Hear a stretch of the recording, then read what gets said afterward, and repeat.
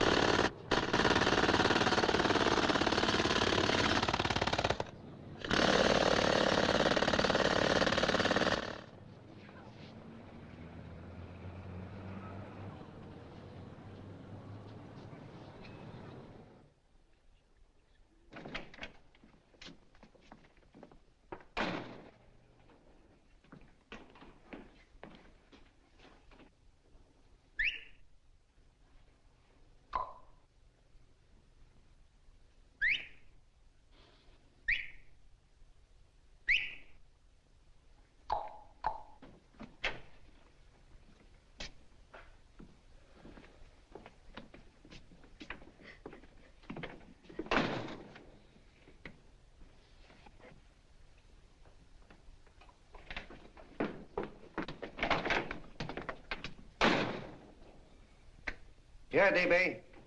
Oh, just cleaning out the deadwood. Okay. Look, Mr. Cannell, I just can't afford to be without work right now, not even for a day. I've got a mother and 2 kid sisters. More good luck telegrams.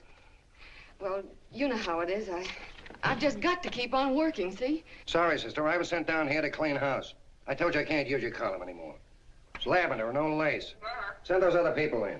I'll tell you what I'll do. I get $30 a week. I'll take 25, 20 if necessary. I'll do anything you say. It isn't the money. We're after circulation. What we need is fireworks.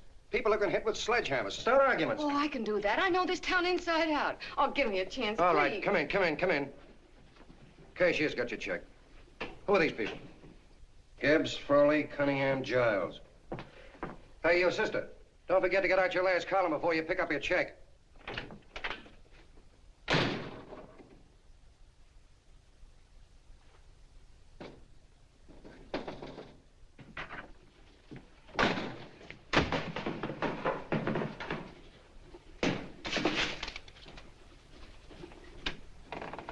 You're a couple of sticks shy in your column, man. Big rich slob like D.B. Norton buys a paper and 40 heads are chopped off. Did you get it, too? Yeah. You too? Oh, Joe. Oh, I'm sorry, darling. Why don't we tear the building down? Before you do, Ann, perhaps you'd better finish this column. Yeah, lavender and old lace. Wait, Joe. Wait. Wants fireworks, huh? Okay.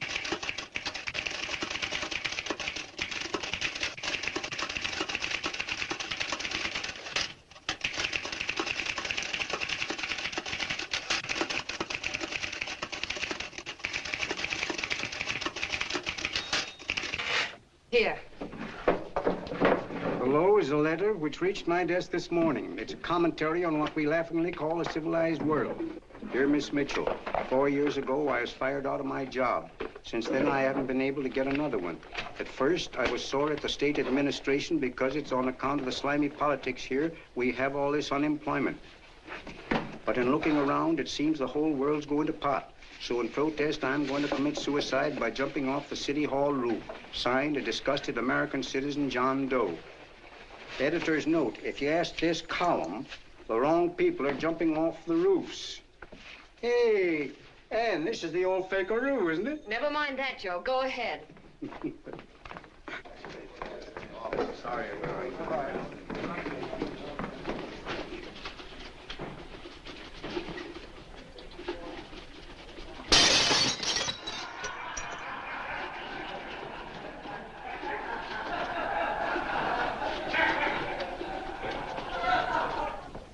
And it's because of the slimy politics that we have all this unemployment here.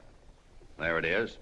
That's D.B. Norton's opening attack on the governor. Why, Jim, it's just a letter sent into a column. No, I can smell it. That's Norton. Good morning, gentlemen. Good morning, Governor. Morning, Governor. You're rather early. Governor, did you happen to see this in the new bulletin? Yes. I had it served with my breakfast this morning. Jim thinks it's D.B. Norton at work. Of course it is. Oh, come, Jim. That little item, D.B. Norton does things in a much bigger way. This is his opening attack on you, Governor. Take my word for it. What did he buy a paper for? Why did he engage a high-pressure editor like Connell for? He's in the oil business. I tell you, Governor, he's after your scalp. All right, Jim, all right. Don't burst a blood vessel. I'll look into it. Will you get me Spencer of the Daily Chronicle, please? Yes, I saw it, Governor. If you ask me, that's a phony letter. Why, that gag has got whiskers on it. Okay, I'll get the mayor and maybe the Chamber of Commerce to go after them. Get Mayor Lovett on the phone. Sorry, the mayor's busy on the other phone. Yes, I know, Mrs. Brewster. It's a terrible reflection on our city. I've had a dozen calls already. Spencer of the Chronicle. Hold him. Just a minute. Yes, Mrs. Brewster. I'm listening. I insist that this John Doe man be found and given a job at once. Now, if something isn't done about it, I'll call out the whole auxiliary. Yes, and the junior auxiliary, too. We'll hold a meeting and see that it is. Yes, Spencer? Who? The governor? Well, what about me? It's my building he's jumping off of, and I'm up for re-election, too. What are you doing? Get Connell at the bulletin. Why, he's liable to go right past my window. Get me Connell. What was that? What? Out the window. Something just flew by. I didn't see anything. Well, don't stand there, you idiot. Go and look. Open the window. Oh, why did he have to pick on my building? Is there a crowd in the street? No, sir. Then maybe he's caught on a ledge. Look again. I think it must have been a seagull. A seagull? What's a seagull doing around the city hall? That's a bad omen, isn't it? Oh, no, sir. The seagull is a lovely bird. It's all right, Mrs. Brewster. It was just a seagull. Can I help? Nothing's happened yet. No, I'm watching. Don't worry, Mrs. Brewster. Just leave it all to me. Spencer, I'll call you back. Hello, Connell? What are you doing? This is the mayor. Yes, Mayor Lovett. How many times are you going to call me? I've got everybody and his brother and sister out looking for him. Did you see the box I'm running? An appeal to John Doe. Think it over, John. Life can be beautiful, says Mayor. If you need a job, apply to the editor of this paper and so forth and so forth. Okay, Mayor, I'll let you know as soon as I have something. What? Well, pull down the blinds. Been up to Miss Mitchell's house, boss. Boy, she's in a bad way. Where is she? Hey, do you know something? She supports a mother and 2 kids. What do you know about that? Did you find her? No. Her mother's awful worried about her. When she left the house, she said she was going on a roaring drum. The girl, I mean. Go out and find her. Sure. Hey, but the biggest thing I didn't tell you, her old man's Hello? Doc Mitchell. You know the doctor saved my mother's life and wouldn't take any money for it? You remember that. Okay, boss, I'll go and look for her. Holy smokes, Commissioner, you've had 24 hours. Okay, Hawkshaw, grab a pencil. Here it is again. About 5'5", brown eyes, light chestnut hair, and as fine a pair of legs as ever walked into this office. Did you want to see me? No. I've had the whole Army and Navy out searching for you because that's a game we play here every day. I remember distinctly being fired. That's right.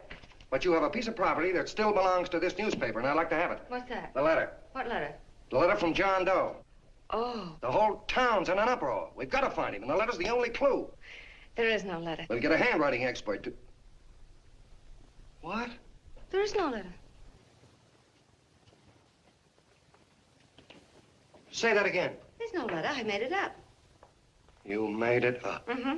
You said you wanted fireworks. Don't you know there are 9 jobs waiting for this guy? 22 families want to board him free. 5 women want to marry him, and the mayor's practically ready to adopt him, and you... Just call the morgue, boss. He said there's a girl there. Shut up. Ann, say, why didn't you... Beanie. Only one thing to do, Hank. Drop the whole business quickly. How? Run a story. Say John Doe was in here and is sorry he wrote the letter and... That's right. They've got it, sure. He came in here and I made him change his mind. Bulletin editor saves John Doe's life. Why, it's perfect. I'll have Ned write it up. Oh, Ned, I got a story I want you to... Wait a minute. Listen, you great, big, wonderful genius of a newspaper man. You came down here to shoot some life into this dying paper, didn't you? Well, the whole town's curious about John Doe, and boom, just like that, you're going to bury him. There's enough circulation in that man to start a shortage in the ink market. In what man? John Doe. What John Doe? John Doe, the one I made up. Look, genius, now look. Suppose there was a John Doe and he walked into this office. What would you do? Find him a job and forget about the whole business, I suppose, huh? Not me. I'd make a deal with him. A deal? Sure, when you get hold of a stunt that sells papers, you don't drop it like a hot potato. Well, this is good for at least a couple of months. You know what I'd do? Between now and, let's say, Christmas when he's going to jump, I'd run a daily on. Starting with his boyhood, his schooling, his first job. A wide-eyed youngster facing a chaotic world. The problem of the average man, of all the John Does in the world. Now, then comes the drama. He meets discouragement. He finds the world his feet of clay. His ideals crumble. So what does he do? He decides to commit suicide and protest against the state of civilization. He thinks of the river, but no. No, he has a better idea. The city hall. Why? Because he wants to attract attention. He wants to get a few things off his chest, and that's the only way he can get himself heard. So? So he writes me a letter, and I dig him up. He pours out his soul to me. And from now on, we quote, I protest by John Doe. He protests against all the evils in the world. The greed, the lust, the hate, the fear. All of man's inhumanity to man. Arguments will start. Should he commit suicide or should he not? People will write in pleading with him. But no, sir. John Doe will remain adamant. On Christmas Eve, hot or cold, he goes. See? Very pretty. Very pretty indeed, Miss Mitchell.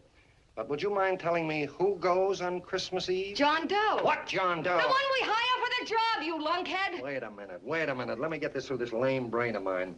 Are you suggesting we go out and hire someone to say he's going to commit suicide on Christmas Eve? Is that it? Well, you're catching on. Who, for instance? Anybody. Beanie'll do. Why, sure. Who, me? Jump off a... Oh, no, any time at Christmas. I'm superstitious.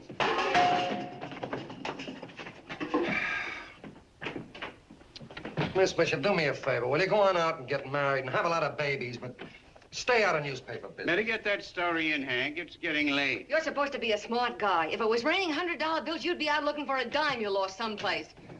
Holy smokes, wasting my time listening to this mad woman. Look, Chief, look at the Chronicle. It's running on John Doe. They say it's a fake. Why, the no good the... John Doe story, amateur journalism. It's palpably phony. It's a wonder anyone is taking it serious. What do you think of those guys? That's fine. That's fine. Now fall right into their laps. Go ahead. Say John Doe walked in and called the whole thing off. You know what that's going to sound like on top of this. That's all, Ned. Thank you. All right. Amateur journalism, huh? Why, that bunch of sophomores. I can teach them more about... Hey, boss, get a load of this. What? Look. What do they want? They all say they wrote the John Doe letter. Oh, they all wrote the letter. Tell them all to wait. Look, Mr. Cannell, one of those men is your John Doe. They're desperate and will do anything for a cup of coffee. Pick one out and you can make the Chronicle eat their words. I'm beginning to like this. If you ask me, Hank, you're playing around with dynamite. No. The gal's right. We can't let the Chronicle get the laugh on us. We've got to produce a John Doe now. Amateur journalism, huh? I'll show those guys. Sure, and there's no reason for them to find out the truth either, because, naturally, I won't say anything. Okay, sister, you get your job back. Plus a bonus. What bonus? Or the bonus of $1,000 the Chronicle was going to pay me for this little document. You'll find it says that I, Ann Mitchell, hereby certify that the John Doe letter was created by me. I can read. Sorry. You think this is worth $1,000, do you? Oh, the Chronicle would consider it dirt cheap. Packs everything, including a gun.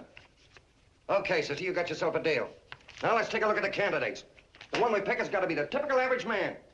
Typical American that can keep his mouth shut. Show me an American who can keep his mouth shut and I'll eat him. Okay, Beanie, bring him in one at a time.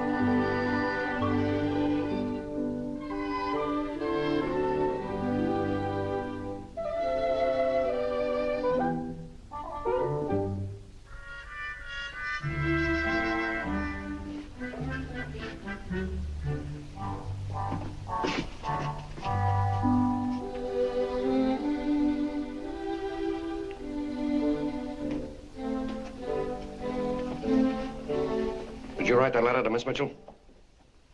No, I didn't. What are you doing up here, then?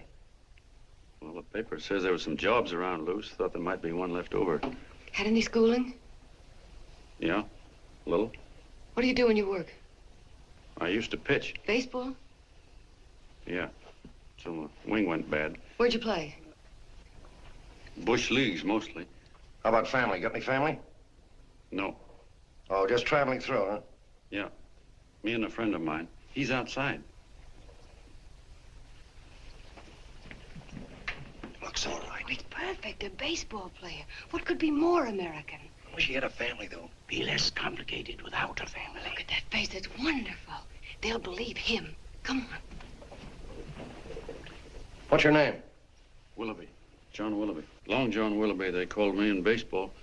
Would you like to make some money? Yeah, maybe. Would you be willing to say you wrote that letter and stick by it? I get the idea. Yeah, maybe.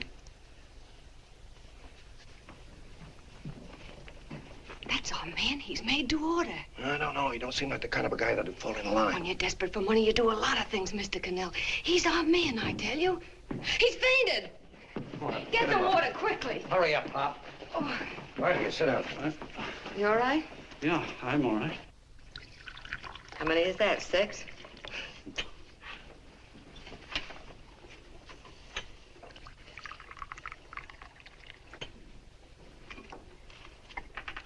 Pretty hungry, weren't you?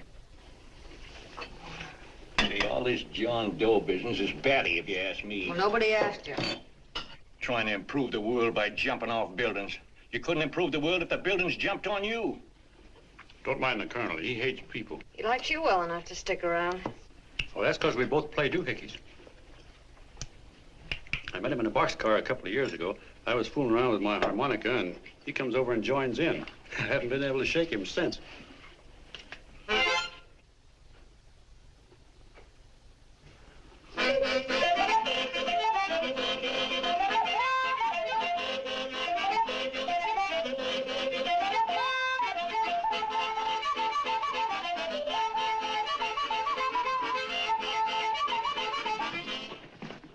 Here he is. No, you can't take pictures of him like that, eating a sandwich and with a beard.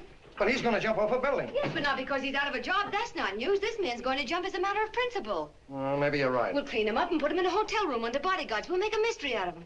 Did you speak to Mr. Norton? Thinks it's terrific. Says for us to go the limit. Wants us to build a bonfire under every big shot in the state. Oh, swell. Is that the contract? Yeah. What's he doing here? Friend of his. They play duets together.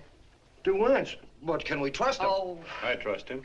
Oh, you trusted me. Well, that's fine. I suppose he trusts you, too. Oh, stop worrying. He's all right. Okay, but we don't want more than a couple of 100 people in on this thing. Now, the first thing I want is an exact copy of the John Doe letter in your own handwriting. I've got it already. Here. No, that's fine. Now, I want you to sign this agreement. It gives us an exclusive story under your name, day by day, from now until Christmas. On December 26th, you get 1 railroad ticket out of town. And the bulletin agrees to pay to have your arm fixed. That's what you want, isn't it? Yeah, but it's got to be by Bonesetter Brown. Okay, Bonesetter Brown goes. Here, sign it. Meanwhile, here's $50 of spending money. That's fine. Beanie? Yes, boss. Take charge of him. Get him a suite at the Imperial and hire some bodyguards. Yeah, and some new clothes, Beanie. You think we better have him to louse? Yeah. Both of them? Yes, both of them, but don't let them out of your sight. Hey, Beanie, gray suit, huh? Yeah. Okay, fellas.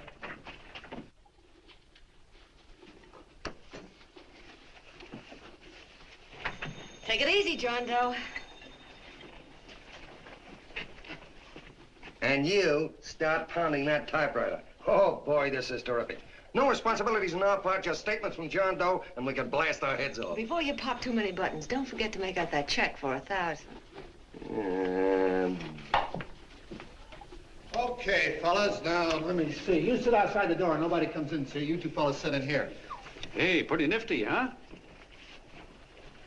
You ain't gonna get me to stay here. Sure you are. No, sir. That spot under the bridge where we slept last night's good enough for me. Say, what'll I do with this baggage? Let's stick him in the bedroom. Give me mine, I ain't staying. You You know, we were headed for the Columbia River country before all this John Doe business came up. You remember that, don't you? Sure, I remember. Say, your ears popped coming up in the elevator. Mine did. All along, John. I tell you, it's no good. You're going to get used to a lot of stuff that's going to wreck you. Why, that $50 in your pocket's beginning to show up on you already. And don't pull that on me, neither. Stop worrying, Colonel. I'm going to get my arm fixed out of this. Hey, here's some cigars the boss sent us. Have one. Hey, Help cigars. yourself. No.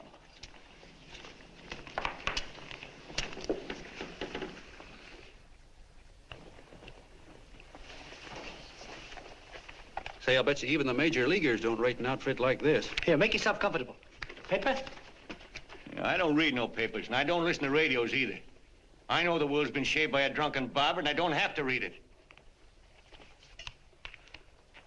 I've seen guys like you go under before. Guys that never had a worry. Then they got a hold of some dough and went goofy. The first thing that happens Hey, to did a you guy... get a load of the bedroom? No. The first thing that happens to a guy like that, he starts wanting to go into restaurants and sit down at a table and eat salads and cupcakes and tea. Boy, what that kind of food does to your system.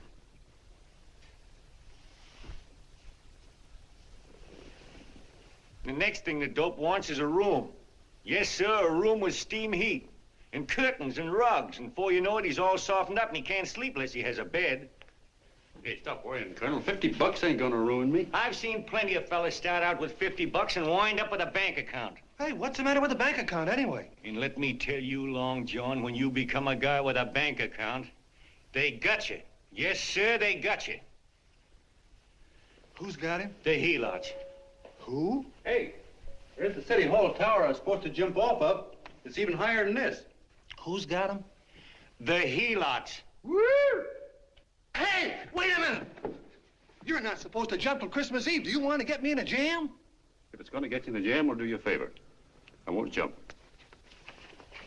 And when they got you, you got no more chance than a road rabbit. Hey, who'd you say was going to get him? Say, is this one of those places where you ring if you want something? Yeah, just use the phone. Boy, I've always wanted to do this. Hey, Doc, look. Look, Doc. Give me that again, will you? Who's going to get him? The helots. Who are they? Listen, Sucky, you ever been broke? Sure, mostly often. All right. You're walking along. Not a nickel in your jeans. You're free as the wind. Nobody bothers you.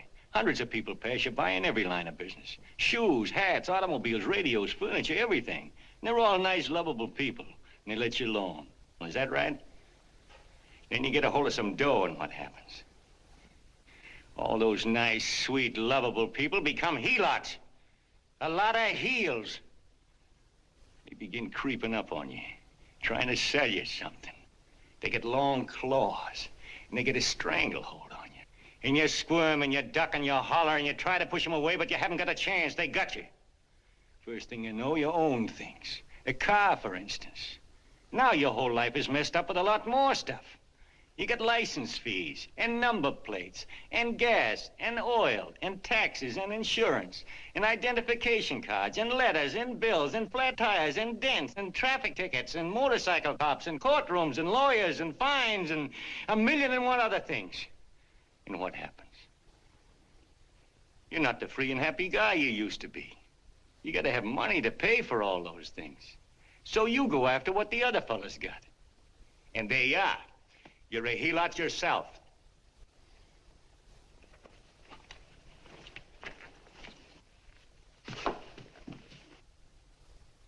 You win, Colonel. Here, take the 50. Go out and get rid of it. You bet I will, just as fast as I can. I'm gonna get some canned goods, a fishing rod, and the rest I'm gonna give away. Give away? Hey, get me a pitcher's glove. I gotta get some practice. Say, he's giving it away. I'm going to get me some of that. Hey, come back here, you helot. Well, you send up 5 hamburgers with all the trimmings, 5 chocolate ice cream sodas, and 5 pieces of apple pie. No, apple with cheese. Yeah, thanks.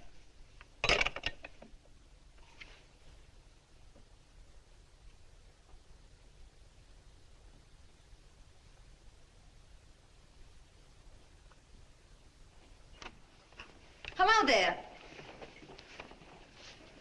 Well, well. If it isn't the man about town. All set, Miss Anne. Oh, yes. Let's go. Let's see, we want some action in these pictures. Action? Mm-hmm. That's good. No. This man's going to jump off a roof. Oh. Here, wait a minute. Let me comb your hair. Sit down.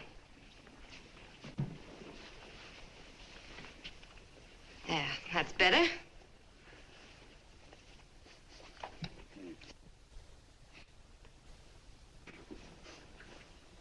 You know, he's got a nice face, hasn't he? Yeah, he's pretty. Yeah, sit down. Quiet, egghead. All right, now a serious expression. Can't, I'm feeling too good. Oh, come on now, this is serious. You're a man disgusted with all of civilization. With all of it? Yes, you're sore at the world. Come on now. Oh, crabby guy, huh? Yeah. No.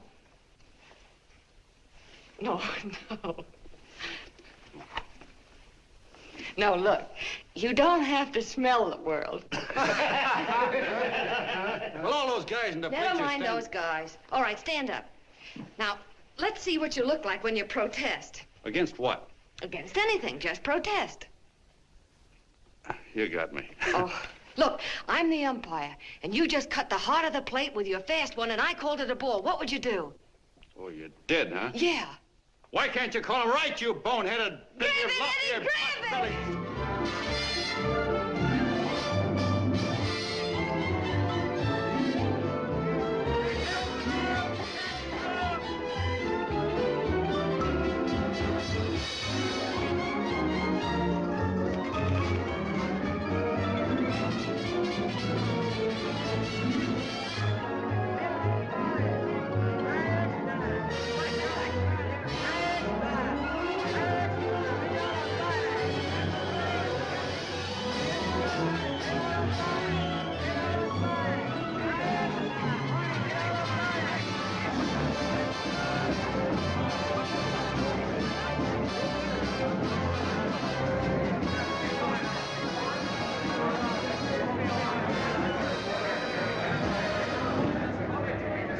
I don't care whose picture they're publishing. I still say that this John Doe person is a myth, and you can quote me on that. And I'm going to insist on his being produced for questioning. You know as well as I do that this whole thing is being engineered by a vicious man with a vicious purpose, Mr. D.B. Norton.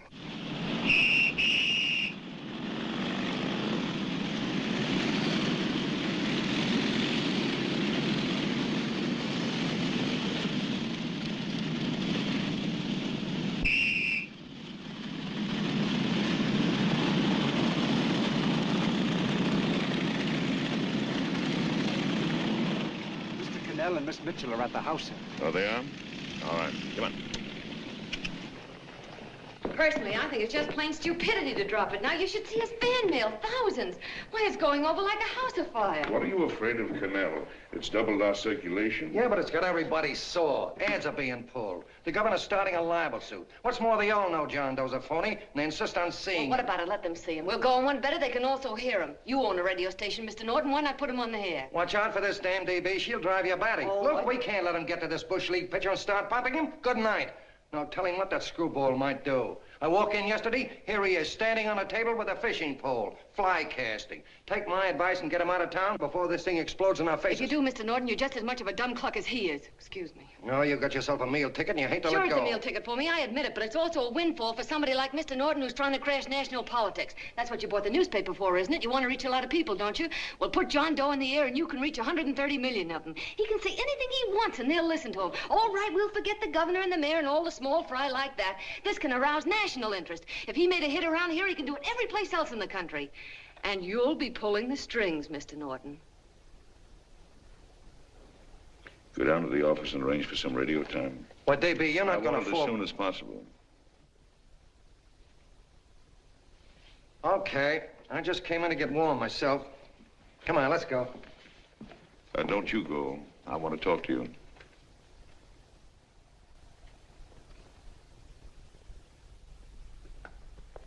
Sit down.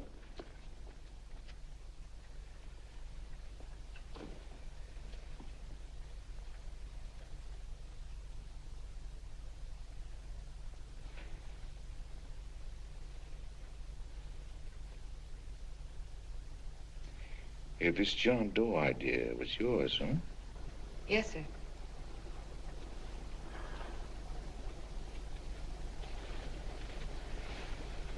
How much money do you get? $30. $30. Well, what are you after? I mean, what do you want? A journalistic career? Money. Money? Well, I'm glad to hear somebody admit it. Do you suppose you could write a radio speech that would put that fellow over? Oh, I'm sure I can. Do it, and I'll give you $100 a week. $100? That's only the beginning. You play your cards right, and you'll never have to worry about money again. Oh, I knew it. Hello. Hello. Whenever there's a pretty woman around. This is my nephew, Ted Sheldon, Miss Mitchell. How do you do? How do you do? All right, Casanova, I'll give you a break. See that Miss Mitchell gets a car to take her home. Always reading my mind, aren't you? Thank you very much for everything. And Miss Mitchell, I think from now on you'd better work directly with me. Yes, sir.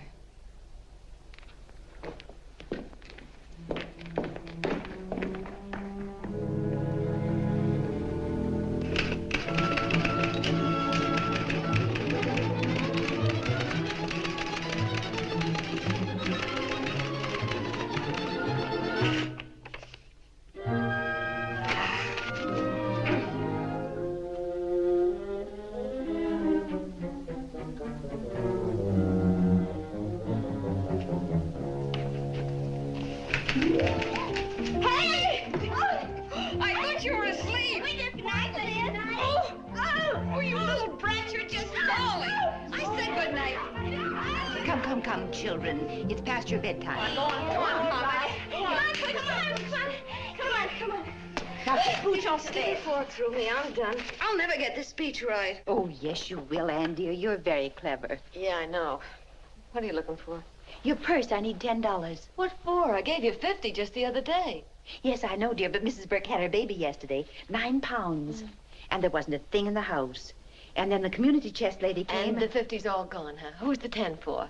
The Websters. The Websters. You remember those lovely people your father used to take care of. I thought I'd buy them some groceries. Oh, Ann, dear, it's a shame those... You're marvelous, Ma. You're just like Father used to be. Do you realize a couple of weeks ago we didn't have enough to eat ourselves? Well, yes, I know, dear, but these people are in such need. And we have plenty now. If you're thinking of that $1,000, forget it. It's practically all gone. We owed everybody in town. Now, you just gotta stop giving all your money away. Oh, Ann, dear. Oh, I'm sorry, Ma. Oh, don't pay any attention to me. I guess I'm just upset about all this. Gee whiz, here I am with a great opportunity to get somewhere, to give us security for once in our lives, and I'm stuck. If I could put this over, your Mrs. Burke can have 6 babies. You mean the speech you're writing? Yeah, I don't know. I simply can't get it to gel. I created somebody who's going to give up his life for a principle. Hundreds of thousands of people are going to listen to him over the radio. And unless he says something that's sensational, it's just no good. Well, honey, of course, I don't know what kind of a speech you're trying to write, but judging from the samples I've read, I don't think anybody will listen. What? Darling, there's so many complaining political speeches. People are tired of hearing nothing but doom and despair on the radio. If you're going to have him say anything, why don't you let him say something simple and real, something with hope in it? If your father were alive, he'd know what to say. Oh, yeah. Father certainly would. Wait a minute.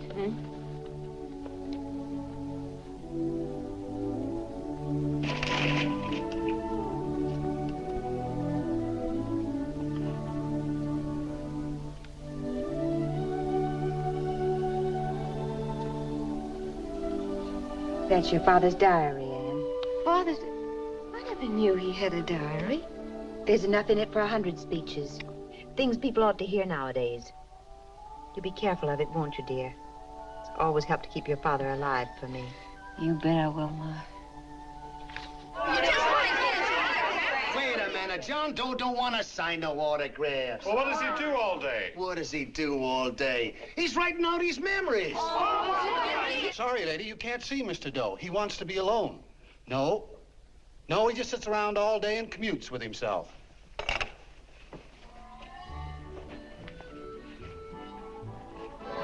Oh!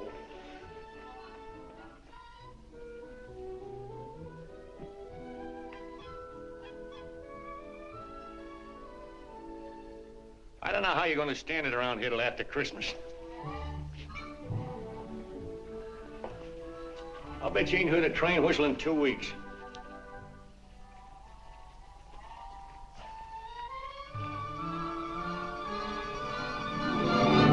Steve, right!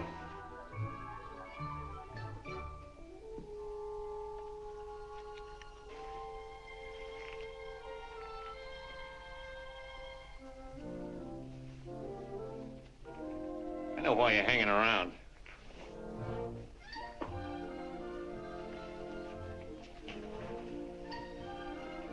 You're stuck on the girl. That's all a guy needs is to get hooked up with a woman.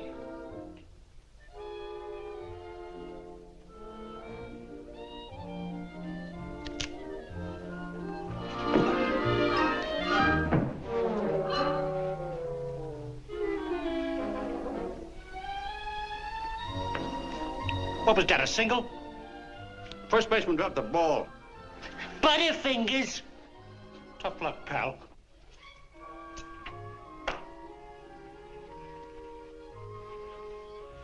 Guy has a woman on his hands. First thing he knows, his life is balled up with a lot more things. Furniture and...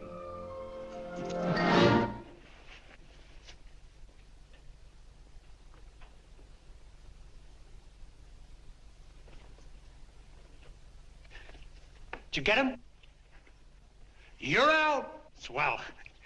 What's this, the end of the 8th? 9th.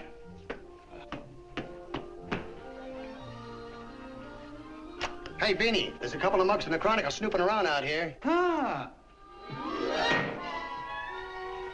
Come on, Angel Face. Gangway. What's the score, Angel Face? 3-2, our favor. Gee, that's great.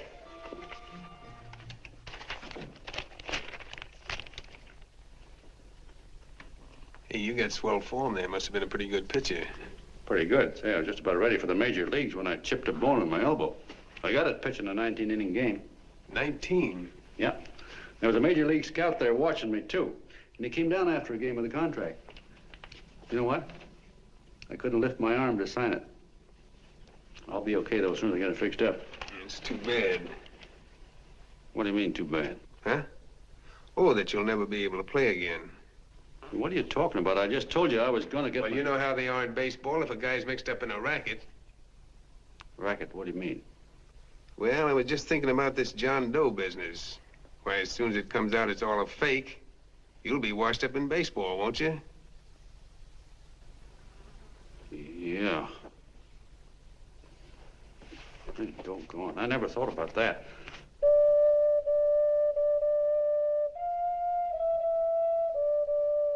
Gosh. And another thing, what about all the kids in the country? The kids that idolize ball players. What are they gonna think about you? Yeah. Hey, Colonel. Did you hear that? I gotta figure some way out of this thing. The elevators are still running. I know one way you can do it. How? Well, when you get up there on the radio, all you have to do is to say the whole thing's a frame-up. Make you a hero sure as you're born. Yeah, but how am I gonna get my arm fixed? Well, that's a cinch. I know somebody that'll give you $5,000 just to get up on the radio and tell the truth. $5,000? Yeah, $5,000, and he gets it right away. You don't have to wait till Christmas. Look out, Long John. They're closing in on you. Say, who's putting up this dough? Fellow runs the Chronicle. Here's the speech you make, and it's all written out for you. $5,000. Holy mackerel, I can see the helots coming, the whole army of them. It's on the level.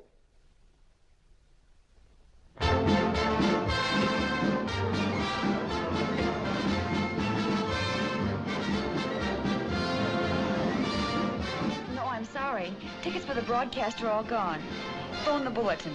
Sorry, no more tickets left.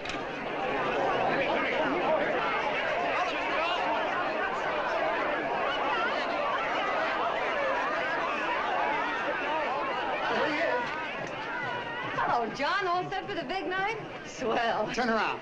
One moment. Now stand still. Hold it, Mr. Doe. Hold it. Big smile, Mr. Doe. That's Okay, Jeannie, that's all. Take him out. Come on,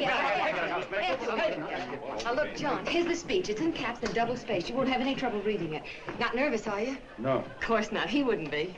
Who? John Doe, the one in there. Hey, don't let your knees rattle. It picks up on the mic. Oh, Beanie, you needn't be nervous, John. All you have to remember is to be sincere. Pick up that phone, Miss Mitchell. It's for you. Okay. Hello? Yes, Mother.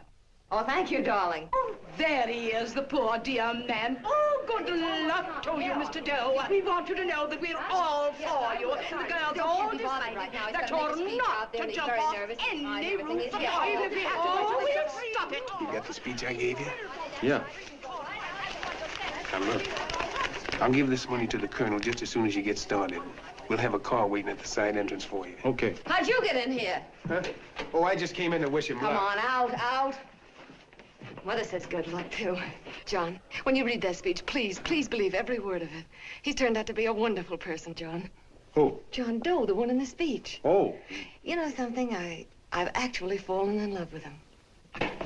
All right, there he is, sister. Now, come on, plenty of bone. What's the idea? No, that's too much. That's not so much. Come on. That's it. Oh, this is no time for cheap publicity, Mr. Cannell. Listen, if that guy lays an egg, I want to get something out of it. I'm getting a Jane Doe ready. Oh, come on. Here. Will you, fellas? Give me a All right, chance. that's I enough. have to raise just one more. Well, that's fine, honey. You go ahead. After you've been doing. You go ahead. How you doing? Oh. All right, Benny, bring him in. Holy smoke, a half a he-lot.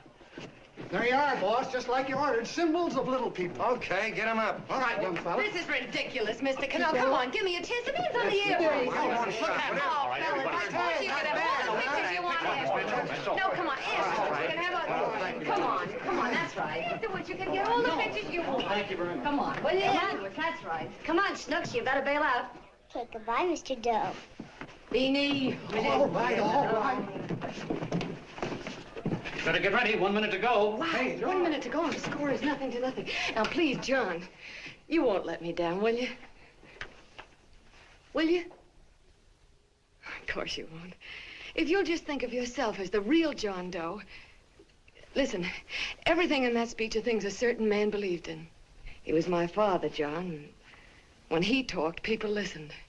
And they listened to you, too. Funny. You know what my mother said the other night? She said to look into your eyes, that I'd see Father there. Hey, what do you say? Okay, we're coming. Come on. Now, listen, John, you're a pitcher. Now get in there and pitch. Good luck. Give him room, let him through. Come on.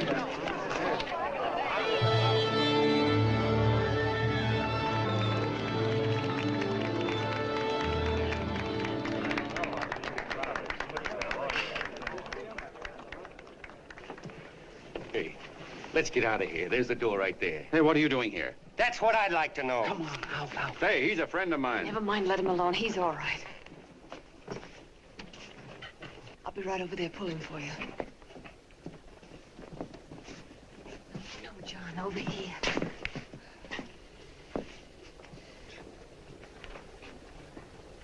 Stand by.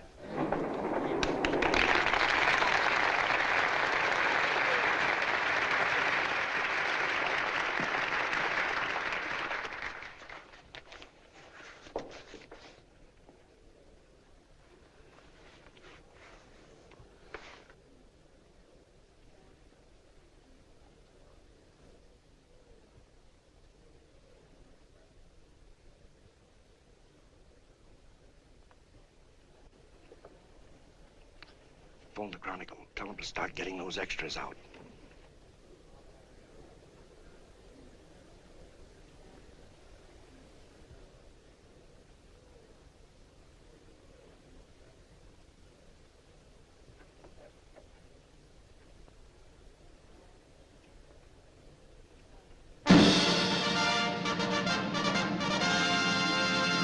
And good evening, ladies and gentlemen. This is Kenneth Fry speaking for the New Bulletin. Tonight we give you something entirely new and different.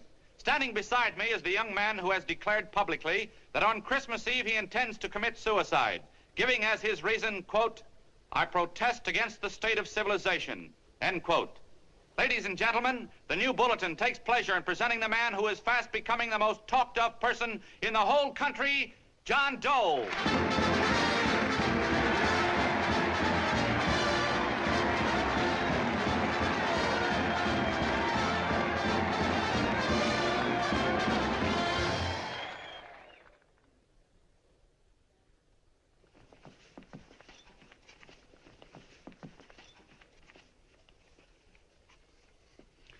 Ladies and gentlemen, I am the man you all know as John Doe.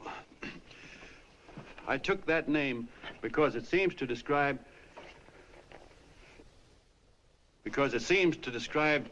the average man. And that's me. And that's me. Well, it was me before I said I was going to jump off the city hall roof at midnight on Christmas Eve. Now I guess I'm not average anymore. Now I'm getting all sorts of attention. From big shots, too. We've been double-crossed. The mayor and the governor, for instance. They don't like those articles I've been writing. You're an imposter, young fellow. That's a pack of lies you're telling. Who wrote that speech for you?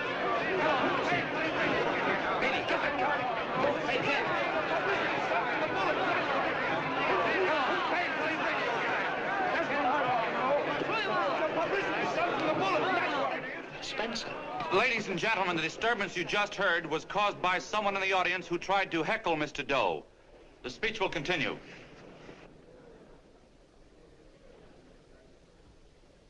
Well, people like the governor and that fellow there can stop worrying. I'm not going to talk about them. I'm going to talk about us. The average guys, the John Does. If anybody should ask you what the average John Doe is like, you couldn't tell him because he's a million and one things. He's Mr. Big and Mr. Small. He's simple and he's wise. He's inherently honest, but he's got a streak of larceny in his heart. He seldom walks up to a public telephone without shoving his finger into the slot to see if somebody left a nickel there.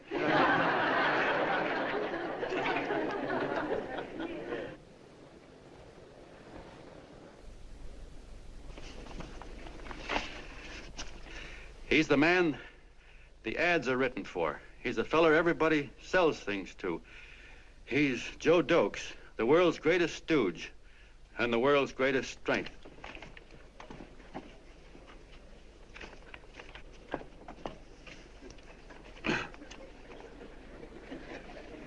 Yes, sir.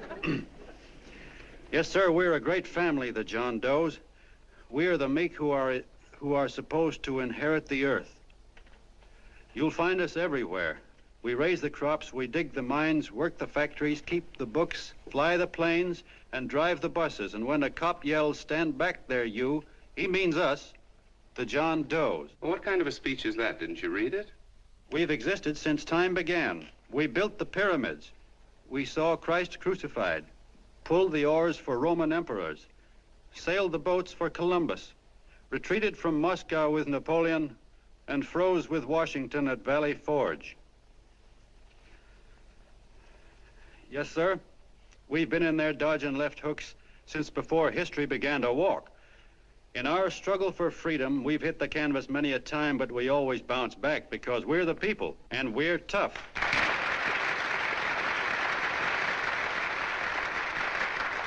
They've started a lot of talk about free people going soft, that we can't take it.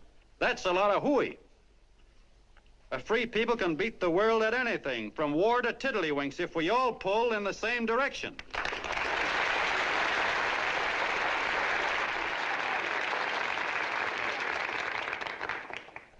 I know a lot of you are saying, "What can I do? I'm just a little punk. I don't count." Well, you're dead wrong. The little punks have always counted, because in the long run, the character of a country is the sum total of the character of its little punks.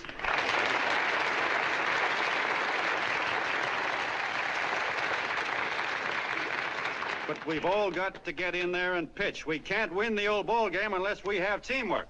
And that's where every John Doe comes in. It's up to him to get together with his teammate. And your teammate, my friends, is the guy next door to you.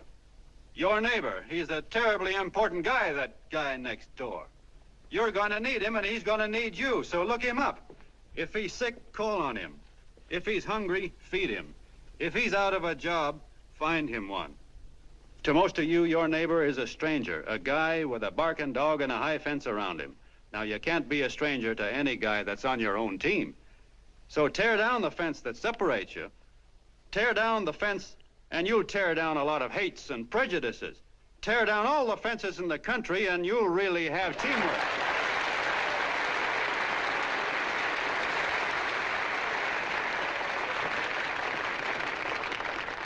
I know a lot of you are saying to yourselves, he's asking for a miracle to happen. He's expecting people to change all of a sudden. Well, you're wrong. It's no miracle. It's no miracle because I see it happen once every year, and so do you, at Christmas time. There's something swell about the spirit of Christmas, to see what it does to people, all kinds of people. Now, why can't that spirit, that same warm Christmas spirit, last the whole year round? Gosh, if it ever did, if each and every John Doe would make that spirit last 365 days out of the year, we'd develop such a strength, we'd create such a tidal wave of goodwill that no human force could stand against it. Yes, sir, my friends, the meek can only inherit the earth when the John Does start loving their neighbors. You better start right now. Don't wait till the game is called on account of darkness. Wake up, John Doe. You're the hope of the world.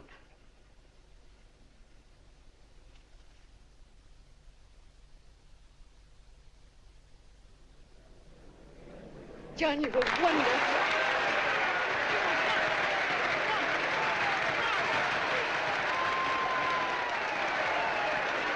Let's get out of here. Now you're talking.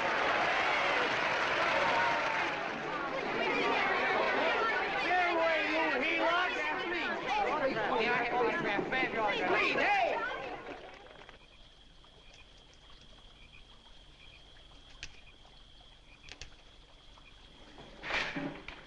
I knew you'd wake up sooner or later. Boy, am I glad we got out of that mess. I had the 5,000 bucks sewed up. Could have been on my way to old Doc Brown. You're a pitcher, John, she says. Now, go in there and pitch. What a sucker. Yeah, she's a he-lot just like the rest of us. Lucky you got away from her. What was I doing up there making a speech anyway? Me, huh? Geez, the more I think about it, the more I could... Tear down all the fences. Why, if you tore one picket off of your neighbor's fence, he'd sue you.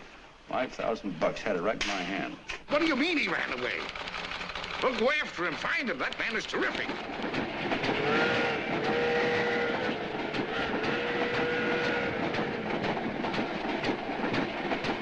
Columbia River, here we come.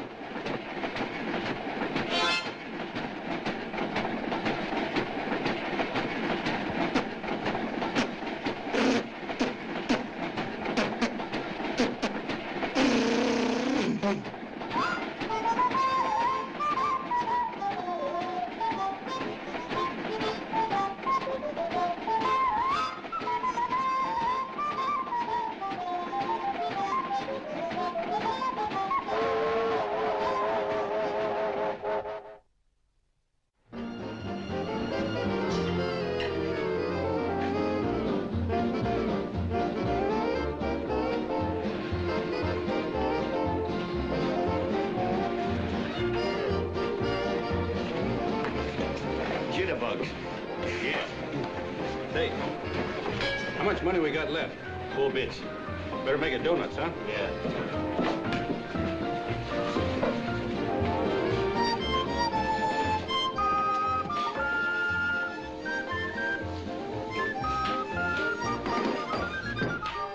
What'll it be, gents?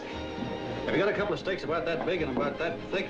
Yeah, with hash brown potatoes and tomatoes and apple pie and ice cream and coffee. And donuts, I know. Hey, Ma, Seekers, a pair. Fingers a pair coming up. Glad he took the tea out of that.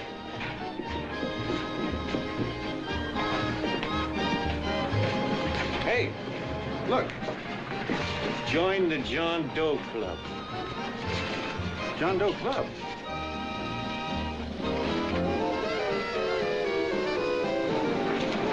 Uh-oh. You John Doe? Who? John Doe. Why you need glasses, buddy? Oh, but it's a spitting image of John Doe. Yeah, but his name is Willoughby. I'm John Willoughby. I'm a baseball player. Sure. Oh, no, I'd know that voice anyway. You can't kid me. You John Doe. Hey, Ma! Ma! That's John Doe. John Doe? Yeah, sitting right there, big as life. Who'd you say it was? John Doe, the big guy there. I know. Picture's in the paper. That's John Guy. John Doe. John Doe. Sitting right there, John Doe. Hey, operator. Dan's Beanery.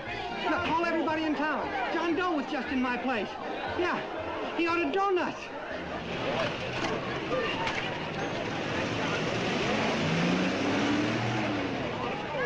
John Doe. See John Doe.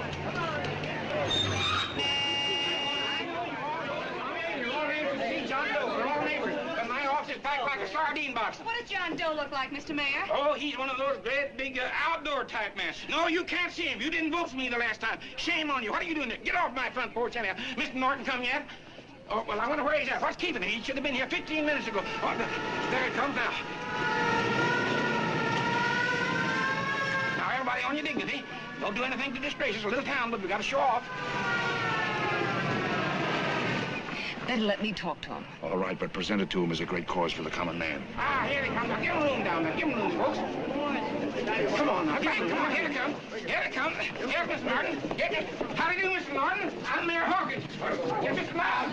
Let me go, you darn fool. I'm the mayor. Mr. Norton. Mr. Norton. Mr. Norton. I'm Mayor Hawkins. Your office telephoned me to hold him. Well, that's fine. How is he? Oh, he's fine. He's right in my office there. You know, it's a big honor having John Doe here, and you too. Haven't had so much excitement since the old City Hall burned down. People are so excited they nearly tore his clothes off. Oh, Matilda, darling, phone the newspapers, tell them Mr. Norton's here. Step right inside, Mr. Norton. My office. Very comfortable here, Mr. Norton. Just had it air conditioned. Gangway, please. Get room for Mr. Norton. Gangway. Gangway. Here he is, Mr. Norton. Well taken care of. The neighbors are serving him a light lunch. Hello, John. Well? Mr. Mayor, if you don't mind, we'd like to talk to him alone. Why, certainly, certainly. All right, everybody. Clear out. Everybody, quickly now. Come on. Come on. Come on. That's it. That's it. All right. Don't argue with me here. Wait till we get home. Don't you push me around like that. Even though I'm your wife, you can't push me around. Look, Mr. Norton, I think you got a lot of nerve having those people hold us here. There's nobody holding you here, Mr. Doe. It's only natural that There's nobody holding us here. Let's get going. Incidentally, my name isn't Doe. It's Willoughby. Look, John, something terribly important's happened. They're forming John Doe clubs. We know of 8 already, and they say that there's John Doe clubs? What for? To carry out the principles you talked about in your radio speech. I don't care what they're forming. I'm on my way, and I don't like the idea of being stopped either. Oh, but you don't know how big this thing is. You should see the thousands of telegrams we've received and what they're saying about you. Look, it started as a circulation stunt, didn't it? Well, you got your circulation. Now, why don't you let me alone? Oh, it started as a circulation stunt, but it isn't anymore. Mr. Norton wants to get back of it and sponsor John Doe clubs all over the country. He wants to send you on a lecture tour. Me? Uh-huh. Well, certainly, with your ability to influence people, it might grow into a glorious movement. Say, let's get something straight here. I don't want any part of this thing. If you got an idea I'm going around lecturing to people, why, you're crazy. Baseball's my racket, and I'm sticking to it. Come on, Colonel, let's get out of here. John, please, please. I just got rid of one crowd. Oh, but please, Mr. Mayor, tell him the John Doe Club wants to talk to him. Let them in, Mr. Mayor. Let them come in. Okay, folks, but remember your manners. No stampeding. Walk slow, like you do when you come to pay your taxes.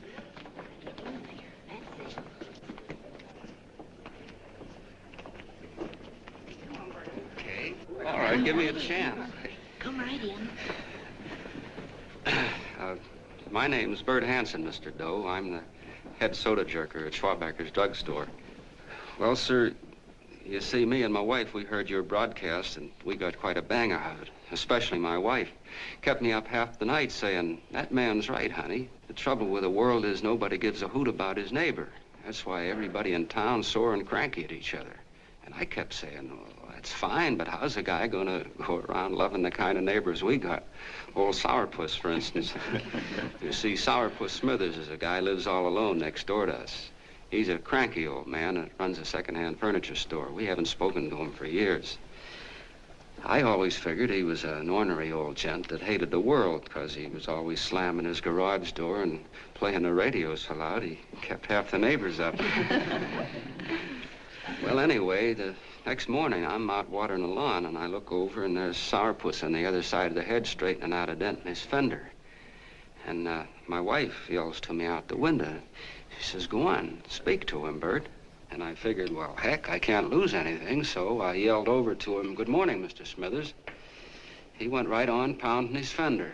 Was I burned? So I turned around to give my wife a dirty look, and she said, "Louder, louder, he didn't hear you."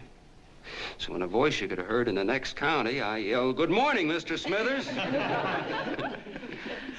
Well, sir, you could have knocked me over with a feather. Old Sourpuss turned around, surprised-like, and he put on a big smile, came over and took my hand like an old lodge brother, and he said, "Good morning, Hanson. I've been wanting to talk to you for years, only I thought you didn't like me." And then he started chatting away like a happy little kid, and he got so excited his eyes all... Well, Mr. Doe, before we got through, I found out Smithers is a swell egg, only he's pretty deaf, and that accounts for all the noises. And he says it's a shame how little we know about our neighbors. And then he got an idea, and he said, "How's about inviting everybody someplace where we can all get together and know each other a little better?" Well, I'm feeling so good by this time, I'm ripe for anything. So Smithers goes around the neighborhood inviting everybody to a meeting at the schoolhouse, and I tell everybody that comes in the store, including Mr. Schwarbecker, my boss. I'm talking too much. Well, I'll be doggone if over 40 people don't show up. Of course, none of us knew what to do, but we sure got a kick out of seeing how glad everybody was just to say hello to one another. Tell him about making Sourpuss chairman. Oh, yeah, we made Sourpuss chairman and decided to call ourselves the John Doe Club. And say, incidentally, this is my wife. Come here, honey. This is my wife, Mr. Doe. How do you do, Mr. Doe? Sourpuss is here, too. Oh, is he? This is Sourpuss, or excuse me, Mr. Smithers, Mr. Doe. That's all right. If you didn't call me Sourpuss, it wouldn't feel natural. Well, anyway, I guess nearly everybody in the neighborhood came except the Delaney's. The Delaney's live in a big house with an iron fence around it, and they always keep their blinds drawn. And we always figured that he was just an old miser that sat back counting his money, so why bother about inviting him? Until Grimes, the milkman, spoke up, and he said, "Say, you've got the Delaney's all wrong." And then he tells us about how they canceled their milk last week, and how when he found a note in the bottle, he got kind of curious-like, and he sort of peeked in under the blinds and found the house was empty. If you ask me, he says, they're starving. Old man Delaney has been bringing his furniture over to my place at night, one piece at a time, and selling it. Yeah. And, well, sir, a half dozen of us ran over there to fetch him, and we brought him to the meeting. And what a reception they got. Why, everybody shook hands with him and made a fuss over them, and, well, finally, Mr. and Mrs. Delaney just sat right down and cried. And then we started to find out about a lot of other people. Yeah, sure. Well, you know Grubel, for instance. Grubel's here. See? Yeah, that's a... Of course, you don't know Grubel, but he's the man that everybody figured was the worst no-account in the neighborhood because he was living like a hermit, and nobody would have anything to do with him. That isn't little Murphy. The postman told us the truth. Why, Grubel, he says, he lives out of garbage cans because he won't take charity, because it'd ruin his self-respect, he says. Just like you said on the radio, Mr. Doe. Well, sir, about a dozen families got together and gave Grubel a job watering their lawns. Isn't that wonderful? And then we found jobs for 6 other people, and they've all gone off for relief. Yeah, and my boss, Mr. Schwarbecker, made a job in his warehouse for old man Delaney. And he gave you that $5 raise. Yeah, wasn't that swell? Why, Bert, I feel slighted. I'd like to join, but nobody asked me. I'm sorry, Mayor, but we voted that no politician could join. Just the John Does of the neighborhood, because you know how politicians are. Well, the reason we wanted to tell you this, Mr. Doe, was just to give you an idea of what you started. And from where I'm sitting, I don't see any sense in you jumping off any building. No. And, well, thank you for listening. Goodbye, Mr. Doe. You're a wonderful man, and it strikes me you can be mighty useful walking around for a while. Hey, goodbye, Mr. Doe. Goodbye, Mr. Doe.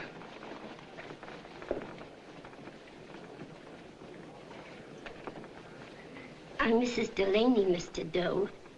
And God bless you, my boy.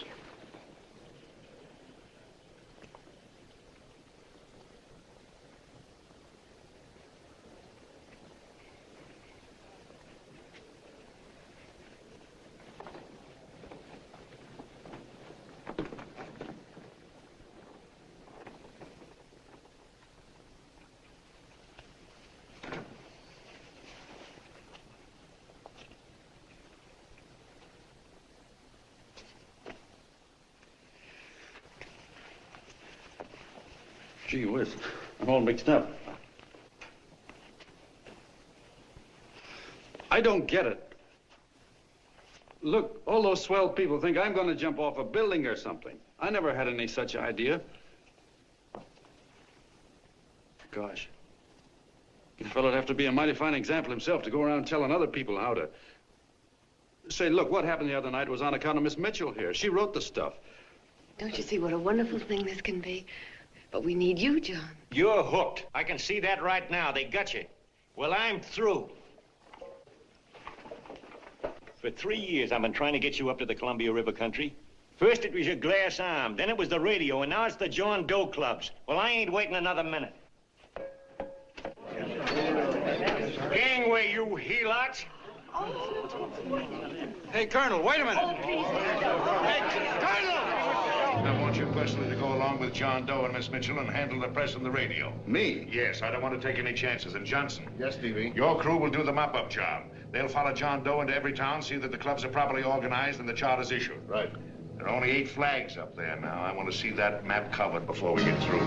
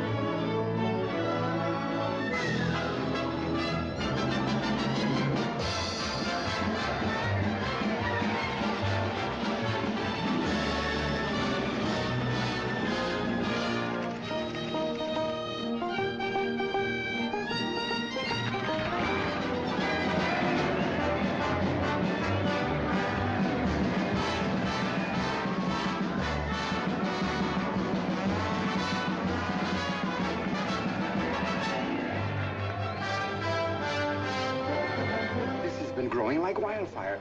If they made demands, I'd understand it. But the John Does ask for nothing. People are going off relief. If this keeps up, I'll be out of a job. As soon as it gets strong enough, we'll find out what John Doe wants. 30 every Thursday, 60 at 60. Who knows what? I'm sorry, boss. They just won't let anybody talk politics to them. It's crazy. We've got to get to them. They represent millions of voters.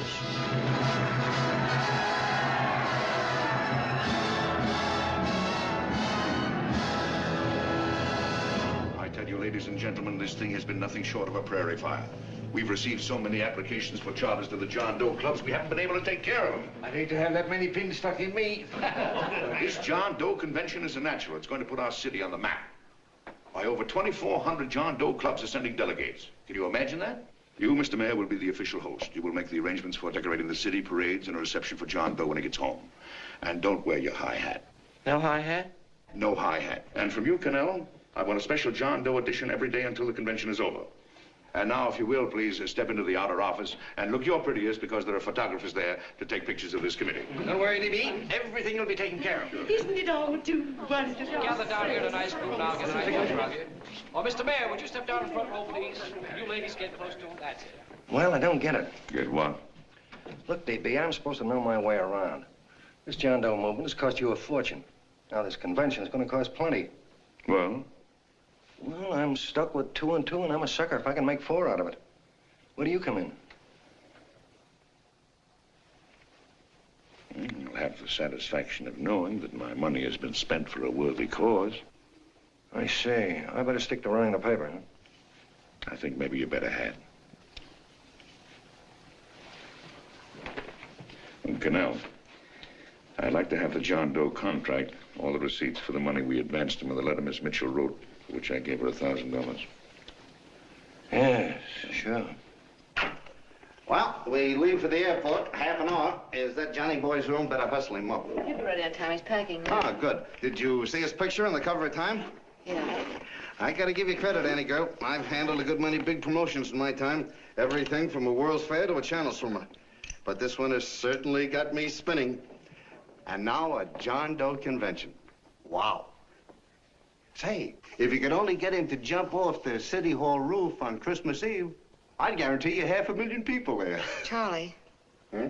What do you make of him? Oh, Johnny boy?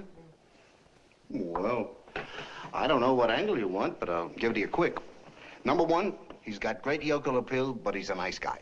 Number two, he's beginning to believe he really wrote that original suicide letter that you made up. Number three, he thinks that you're Joan of Arc or something. Yeah, I know.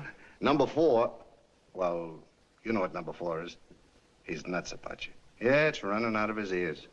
You left out number 5. We're all heels, me especially. Holy smoke. Come in.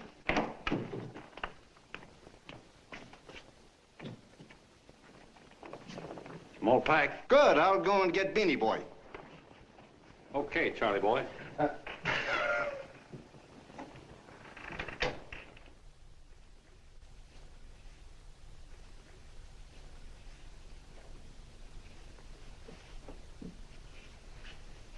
Can I help you pack? No, thank you.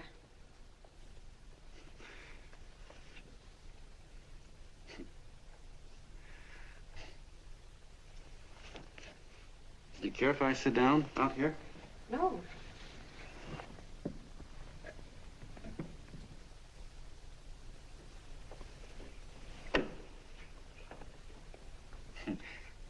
You know, I had a crazy dream last night. It was about you.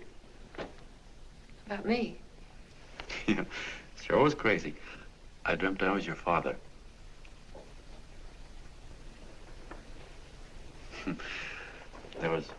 There was something I was trying to stop you from doing.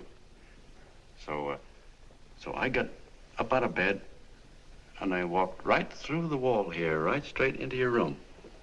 You know how dreams are. And there you were in bed.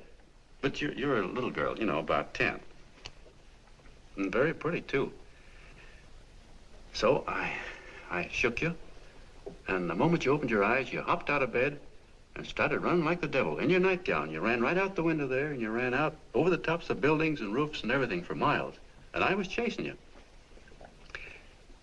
And all the time you were running, you kept growing bigger and bigger and bigger, and pretty soon you were as big as you are now, you know? Grown up. And all the time I kept asking myself, what am I chasing her for? And I didn't know. Isn't that a hot one? Well, anyway, you ran into some place, and then I ran in after you, and when I got there you were getting married. And the nightgown had changed into a beautiful wedding gown.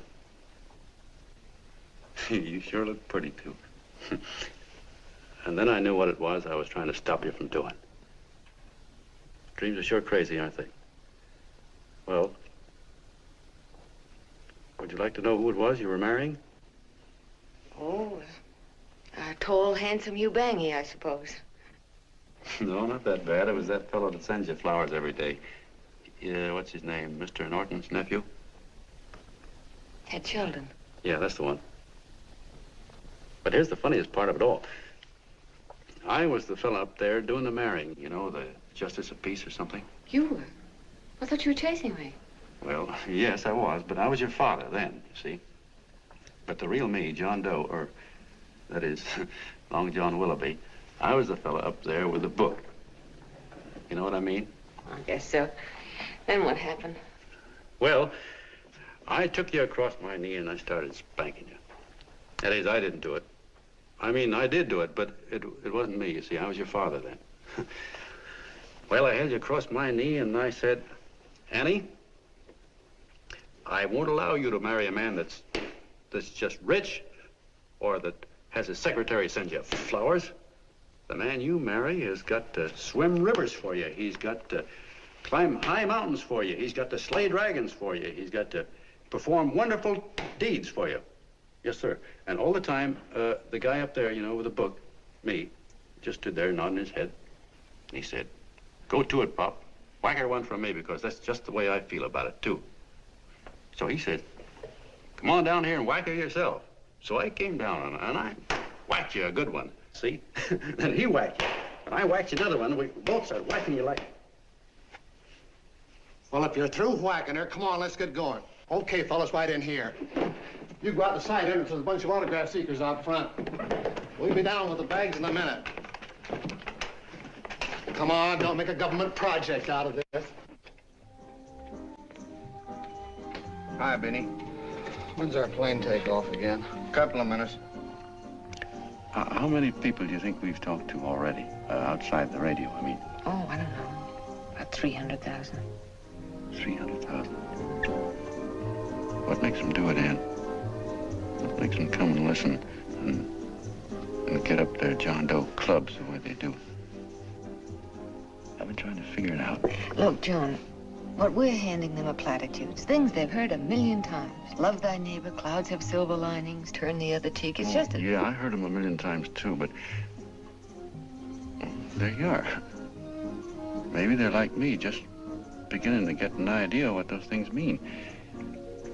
You know, I never thought much about people before. They were always just somebody to fill up the bleachers. And the only time I worried about them is when they didn't come in to see me pitch. You know, lately I've been watching them when I talk to them.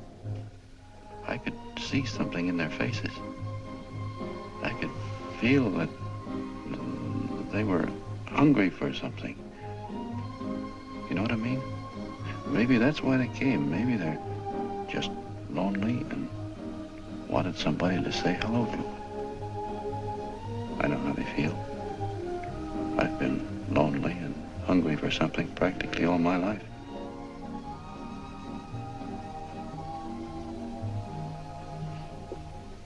All aboard, folks.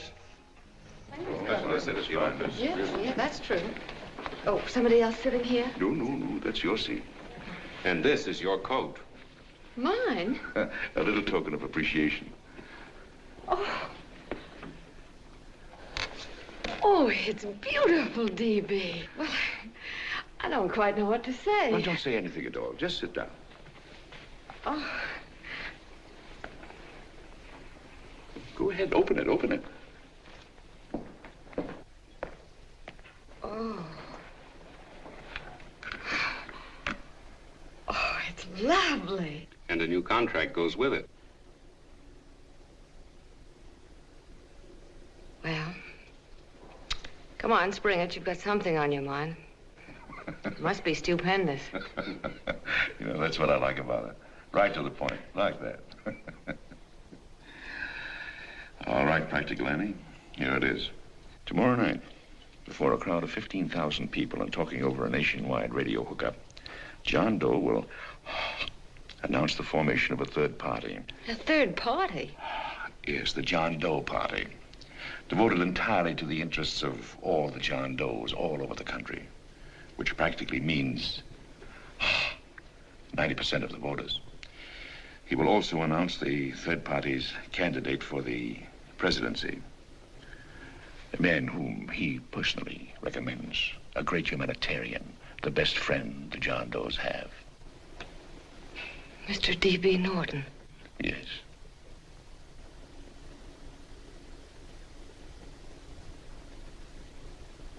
Wow.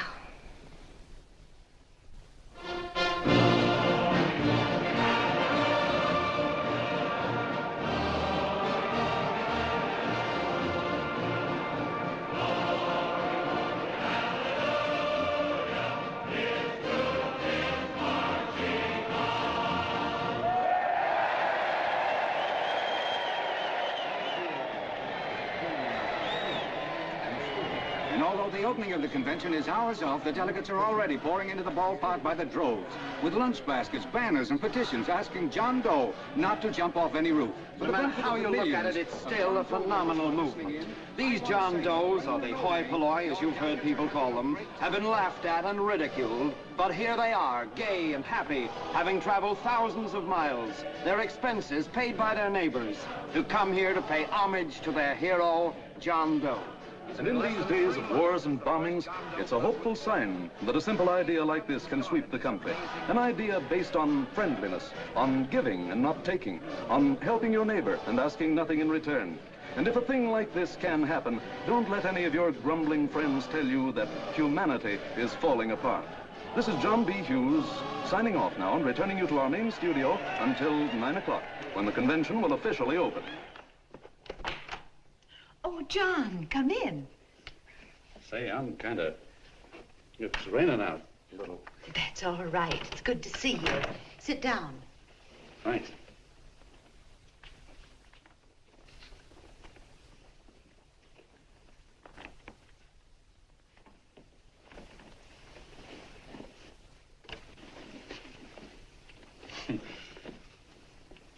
It's for Anne. Oh, how nice. Thank you very much. Flowers. I'm terribly sorry she isn't here. She isn't? No, she just left. I'm surprised you didn't run into her. She went over to Mr. Norton's house. Oh.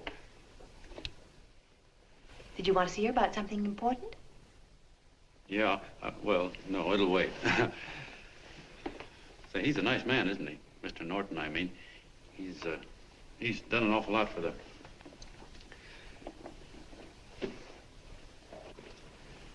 Well, say, my coat's pretty wet.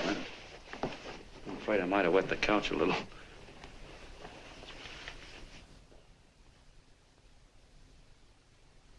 Well, I guess I'll see her at the convention later. Yes, of course. I'll see that she gets the flowers. Thanks. Good night, Mrs. Mitchell. Good night, John.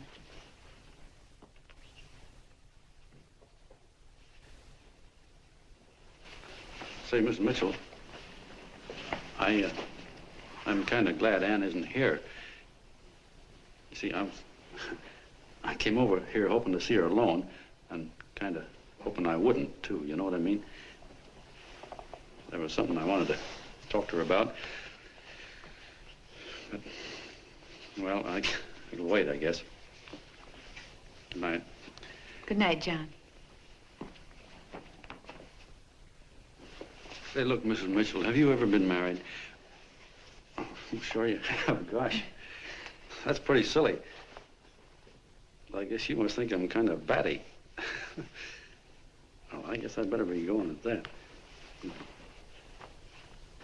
John, my husband said, I love you. Will you marry me? You did? What happened? I married him. Well, yeah, that's what I mean, see? It was easy as all that, huh? Uh-huh. Yeah, but look, Mrs. Mitchell, you know, I love Anne, and it's going to be awfully hard for me to say it because, well, you know, she's so wonderful. And, well, the best I ever was a Bush League pitcher. And, you know, I think she's in love with another man, the one she made up. You know, the real John Doe. Well, that's pretty tough competition. I bet you he'd know how to say it all right. With me, I get up to it and around it and in back of it, but I never get right to it. You know what I mean? So the only chance I've got is, well, if somebody could kind of give her a warning, sort of prepare her for the shock. You mean you'd like me to do it? Hmm? Well, I was thinking that, yeah, you know, sort of break the ice. Of course I will, John. Gee whiz. Thank you, Mrs. Mitchell. Hey, you're okay.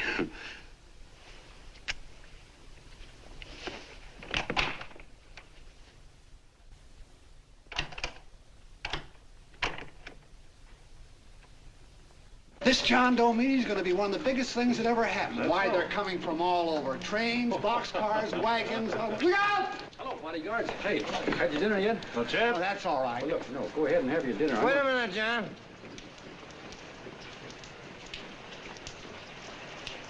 Hello, Mr. Cannell. How are you, John? John, I want to have a little talk with you. What's the matter? Are you falling? Come here. Hey, boss. Oh, quiet. Say, tell me something. Did you read the speech you're going to make tonight? No, I never read the speeches before I make them. I get more of a kick out of it that way. It's just exactly what I thought. Beanie, go on down to the office, tell Pop to give you the speech. There's a copy on my desk. Gee whiz, boss, you know Mr. Norton told me not to leave him, not even for a minute. Go on. We'll be at Jim's bar up the street. You're a nice guy, John. I like you. You're gentle. I always like gentle people. Me, I'm hard. Hard and tough. I got a use for hard people. Gotta be gentle to suit me. Like you, for instance.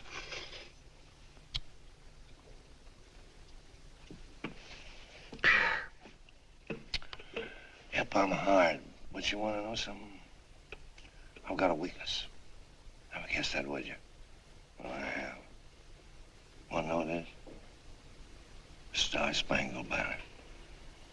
Screw you, huh? Well, maybe it is, but play the Star-Spangled Banner. I'm a sucker for it. Always gets me right here. Know what I mean? Yeah, it gets me right back here. Oh, back there, huh? Well, every man to his own taste. You weren't old enough. You weren't old enough for the World War, were you, Jim? No, of course not. No, you must have been just kidding. I was just ripe and raring to go. You know what my old man did when I joined up? He joined up, too. Got to be a sergeant.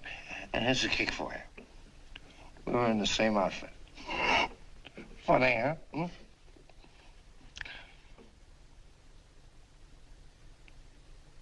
He was killed, John. I saw him get it. I was right there, and I saw it with my own eyes.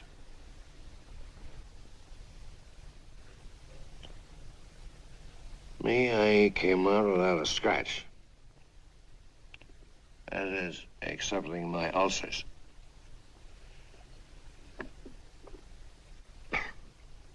I should be drinking milk, you know. This stuff is poison. Hey, Tubby. Yes, Mr. Cannell? What do you say, huh? All right. Yep, I'm a sucker for this country. I'm a sucker for the Star-Spangled Banner, and I'm a sucker for this country. I like what we got here. I like it. A guy can say what he wants and do what he wants without having a bayonet shoved through his belly. And that's all right, isn't it? You betcha. Yeah. Well, we don't want anybody coming around changing it, do we? No, sir. No, sir. And when they do, I get mad. I get boiling mad. And right now, John, I'm sizzling. I get mad for a lot of other guys besides myself. I get mad for a guy named Washington. And a guy named Jefferson. And Lincoln. Lighthouses, John. Lighthouses in a foggy world. You know what I mean? Yeah, you bet. Listen, pal. This fifth column stuff is pretty rotten, isn't it? Yeah, it certainly is. And you'd feel like an awful sucker if you found yourself marching right in the middle of it, wouldn't you? You. Of course, you would have known it because you're gentle. But that's what you're doing. You're mixed up with a skunk, my boy. A no-good, dangerous skunk. Say, you're not talking about Mr. Norton, are you? I'm not talking about his grandfather's pet poodle. You must be wrong, Mr. Cannell. Because he's been marvelous about the John Doe clubs. Yeah? Say, you're sold on this John Doe idea, aren't you? Sure. Sure. I don't blame you. So am I. It's a beautiful miracle. A miracle that can only happen right here in the good old USA. And I think it's terrific. What do you think of that? Me, hard-boiled Canal, and I think it's plenty terrific. All right. Now, supposing a certain unmentionable worm whose initials are DB was trying to use that to shove his way into the White House so he could put the screws on, so he could turn out the lights in those lighthouses. What would you say about that, huh? Nobody's going to do that, Mr. Canal. They can't use the John Doe clubs for politics. That's the main idea. Is that so? Then what's a big political boss like Hammett doing in town? And a labor leader like Bennett? And a lot of other big shots are up at DB's house right now. Wolves, John. Wolves. Waiting to cut up the John Does. Wait till you get a gander at the speech you're gonna make tonight. You're all wet. Miss Mitchell writes those speeches. Nobody can make her write that kind of stuff. They can't, huh? Who do you think writes them? My Aunt Emma? I know she writes them. And gets a big bonus for doing them, too. A mink coat and a diamond bracelet. Don't write them. Why, that gold-grabbing dame would double-cross her own mother for a handful of Chinese yen. Shut up. If you weren't drunk, I'd... Hey, boss. Here's the speech, boss. Hey. Go on and read it, John, and then start sucking. Hey, wait a minute, Mr. Doe. Tubby? Yes, sir. Better bring me a glass of milk. I'm smoking too much. Yes, Charlie? Got everything all set? Fine. John Doe been taken care of? Good. How many people do you think will be there? 15,000? Oh, my, that's fine. Now, listen, Charlie. As soon as John Doe stops talking about me, I want you to start that demonstration. And make it a big one, you understand? Don't worry about that, DB. My boys are there. They'll take care of it. What? Yes, I'll be there 15 minutes after I get your call. Why, Mr. Doe. Where are they? In the dining room, sir.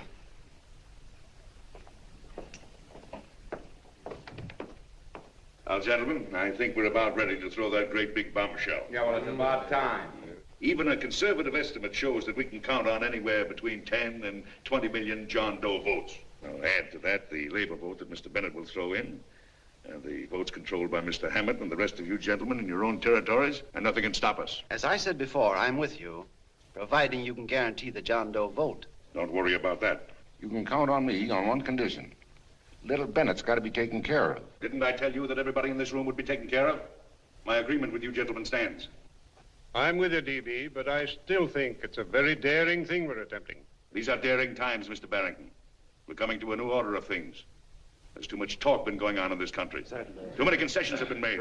What the American people need is an iron hand. You're right. That's true. You're quite right, DB. Discipline. Right. And now, may I offer a little toast to Miss Ann Mitchell, the brilliant and beautiful lady who is responsible for all this. Miss Mitchell. Mr. Norton, I'd like to talk to you alone for a minute. Oh, Miss Mitchell has something to say to us. Let's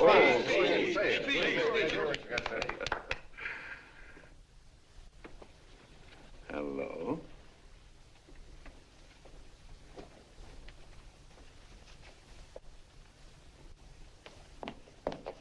John, I'm so glad to see you. I was terribly worried. Did you write this? Yes, I did, John, but I had no idea what was going on. You didn't? No. That's a swell bracelet you're wearing. John, why aren't you at the convention?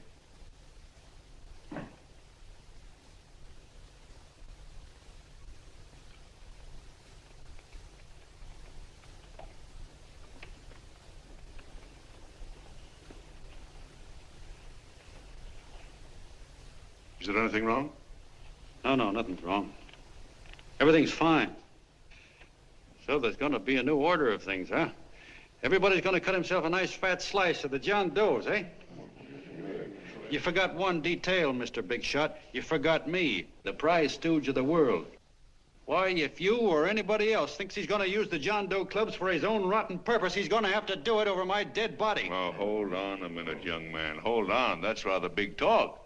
I started the John Doe clubs with my money, and I'll decide whether or not they're being properly used. No, you won't. You're through deciding anything. And what's more, I'm going down to that convention, and I'm going to tell those people exactly what you and all your fine feathered friends here are trying to cook up for them.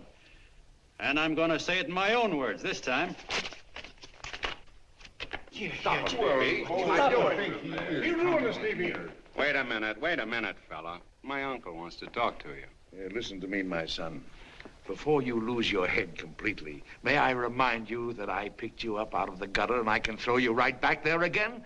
You've got a nerve accusing people of things. These gentlemen and I know what's best for the John Does of America, regardless of what tramps like you think.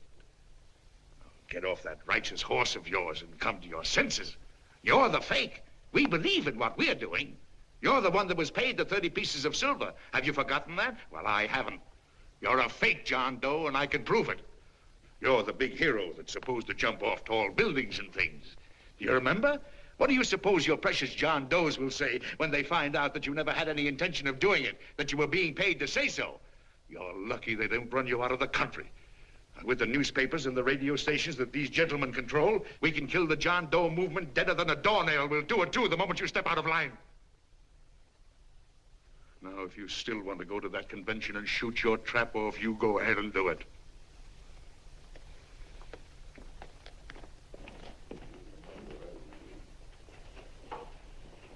You mean to tell me you'd try to kill the John Doe movement if you can't use it to get what you want?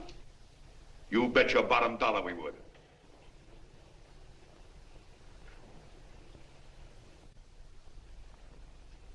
Well, that certainly is a new low. I guess I've seen everything now. You sit there back of your big cigars and think of deliberately killing an idea that's made millions of people a little bit happier. An idea that's brought thousands of them here from all over the country, by bus and by freight and jalopies and on foot, so they could pass on to each other their own simple little experiences. Why, look, I'm just a mug and I know it. But I'm beginning to understand a lot of things. Why, your type's as old as history. If you can't lay your dirty fingers on a decent idea and twist it and squeeze it and stuff it into your own pocket, you slap it down. Like dogs, if you can't eat something, you bury it. Why, this is the one worthwhile thing that's come along. People are finally finding out that the guy next door isn't a bad egg. That's simple, isn't it? And yet a thing like that's got a chance of spreading till it touches every last doggone human being in the world, and you talk about killing it. Why, when this fire dies down, what's going to be left? More misery, more hunger, and more hate. And what's to prevent that from starting all over again? Nobody knows the answer to that one, and certainly not you with those slimy, bollocksed-up theories you got. The John Doe idea may be the answer, though. It may be the one thing capable of saving this cockeyed world, yet you sit back there on your fat hulks and tell me you'll kill it if you can't use it. Well, you go ahead and try. You couldn't do it in a million years with all your radio stations and all your power, because it's bigger than whether I'm a fake. It's bigger than your ambitions, and it's bigger than all the bracelets and fur coats in the world. You bet it is, John. And that's exactly what I'm going down there to tell those people. A minute, you ungrateful rat. My uncle's been too good. Getting away. Give me the bullet. I've always told you, D.B., you're playing with dynamite. Which way? All right, now, girl, get away. Before he gets through tonight, he'll ruin us all. Now, stop him cold. Don't worry, I've been ready for this. John! Oh, John, please listen to me. Please, I can explain everything, John. I didn't know what they were going to do. Let me go with you, John. Please. Go ahead, driver. The ballpark. Explain it to you, John. Please let me go with you.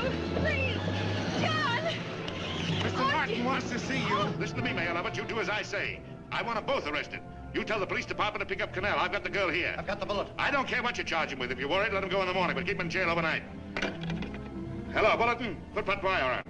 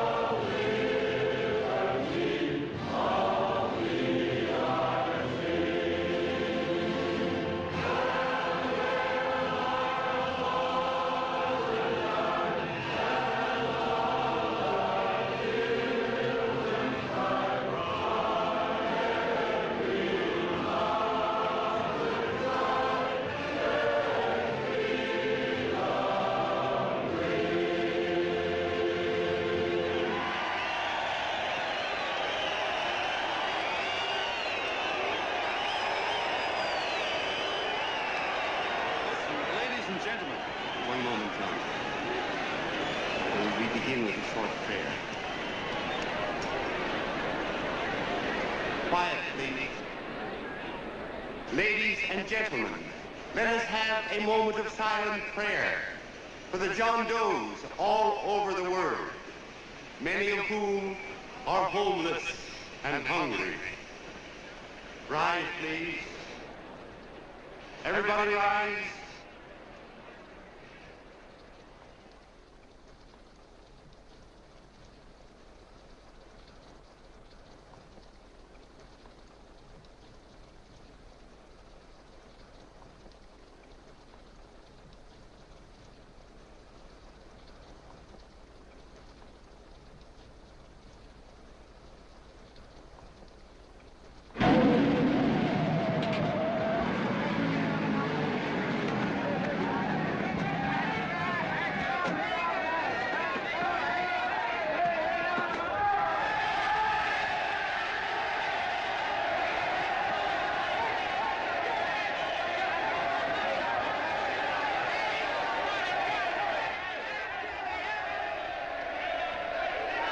Newsboys. Hundreds of yelling newsboys are swarming into the park like locusts. They're yelling John Doe's a fake. Fake.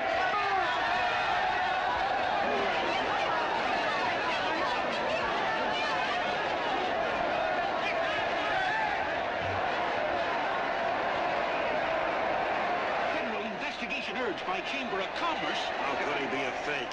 It must be some kind of a gag. A what? A gag. A gag.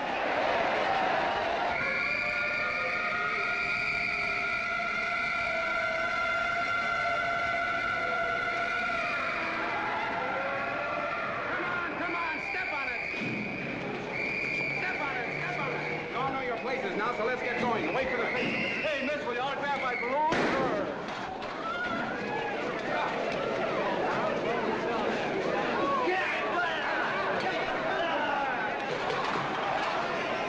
Ladies and gentlemen, this is exactly what I came down here to tell you about tonight. Please, if you all just be quiet for a few minutes, I can explain this whole thing to you.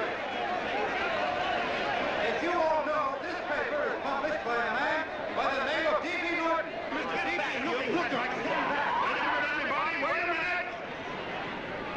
Wait a minute, ladies and gentlemen. My name is D.B. Norton. You all know me. I accuse this man of being a faker. We've been taken for a lot of suckers, and I'm the biggest of the lot. I spend a fortune backing this man in what I believe to be a sincere and worthy cause, just as you all did. And now I find out it's nothing but a cheap racket cooked up by him and two of my employees for the sole purpose of collecting dues from John Does all over the country. That's a lie. It's not a lie. Nickels and dimes to stuff into their own pockets. You can read all about it in the newspapers there. That's a lie. Listen, ladies and gentlemen, don't believe what... This man had no intention of jumping off the top of a building. He was paid to say so. Do you deny that? That's got nothing to do with it. Were you paid for it or weren't you? Yes, I was paid, but there happened... And what about the suicide note? You didn't write that either. What difference did you write it or didn't you? No, I didn't write it. Now, you bet your life you didn't. You look in your papers, ladies and gentlemen, and you'll find Miss Nixon's signed confession that she was the one who wrote it. Listen, folks, it's a fact that I didn't write the letter. There, you see, he admits it. You're a fake, John Doe. For what you have done to all these good people, they ought to run you out of the country. And I hope they do it.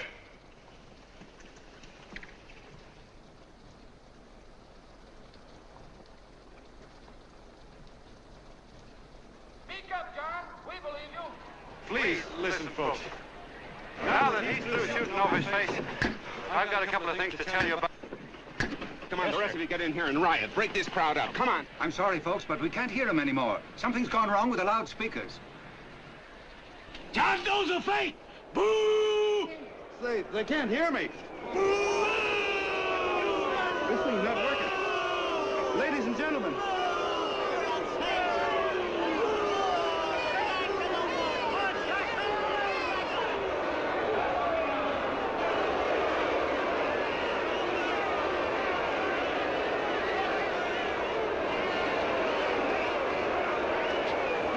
This thing's bigger than whether I'm a fake. Look, Bert, you believe me, don't you? Sure. I believe you. Walking my legs off, thinking up 5,000 signatures for a phony. Well, there you are, Mr. Doe. 5,000 names asking you not to jump off any roof. It makes no difference, Bert. The idea's still good. We don't have to give up our club. Yeah, well, you can have it. They're starting to throw things. Somebody's going to get hurt. I'm afraid it'll be John Doe. Listen to that mob. I've got to go to him. All right, lady. Hey, what's your order? Let me go. I want to go to him. Oh, please.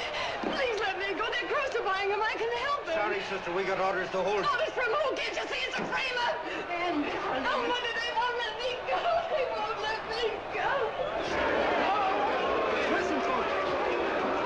You gotta listen to me, everybody. Back to the jungle, you hobo! Just another racket. Stick to your clubs. We've been fed baloney so long, we're getting used to it.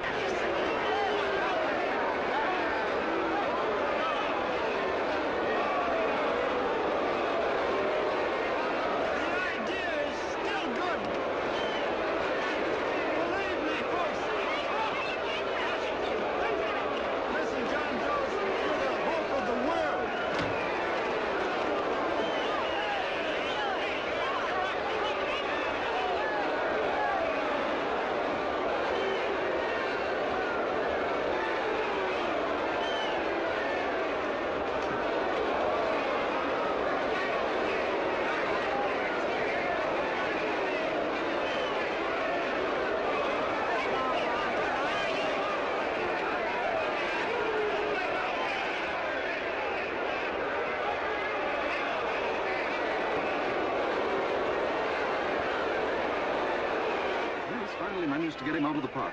But if that boy isn't hurt, it'll be a miracle. Ladies and gentlemen, this certainly looks like the end of the John Doe movement. Well, boys, you can chalk up another one to the Pontius Pilates.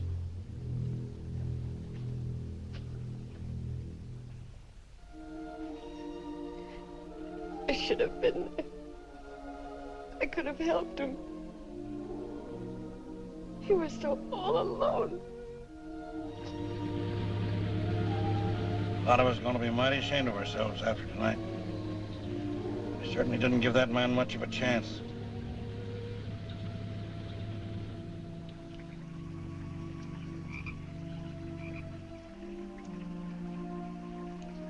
Have some more coffee, Long John? No thanks, Carl.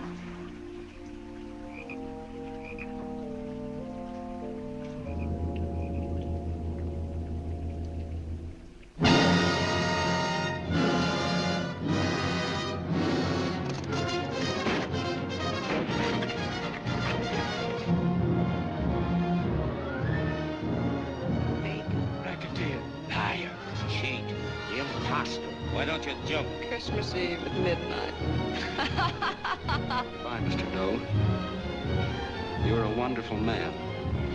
And God bless you, my boy. I'll get in there and catch you.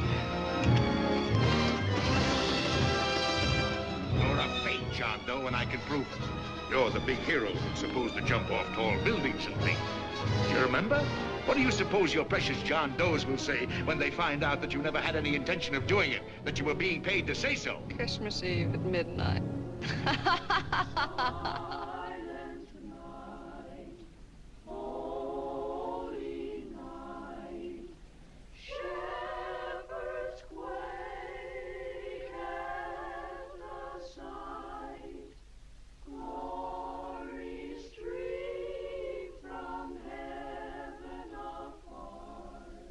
Merry Christmas, son.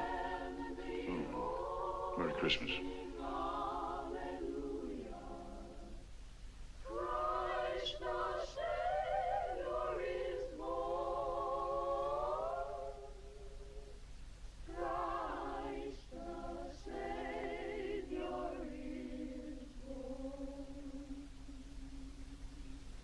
Thank you, sir.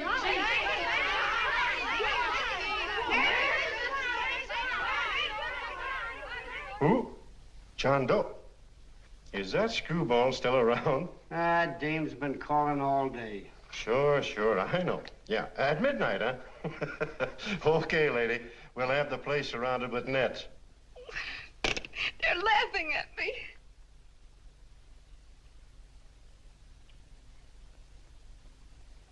You're a sick girl, Anne. You better take it easy. Whom are you calling now?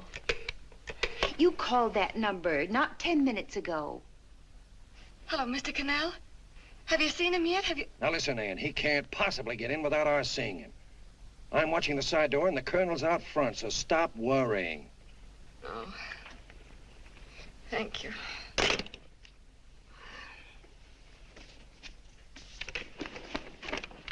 What, Ann? Anne, don't be foolish. If this isn't the craziest, the battiest, the looniest wild goose chase I ever heard of. Oh, shut up, Bert. Sourpuss is right. Yeah, well, if he is, I'm a banana split. That man is going to be on that roof. Don't ask me how I know. I just know, and you know it as well as I do. Sure. I'd like to believe in fairy tales, but a guy that's a fake isn't going to jump off any roof. I don't think he was any fake, not with that face. And anyway, what he stood for wasn't a fake. Okay, honey, okay.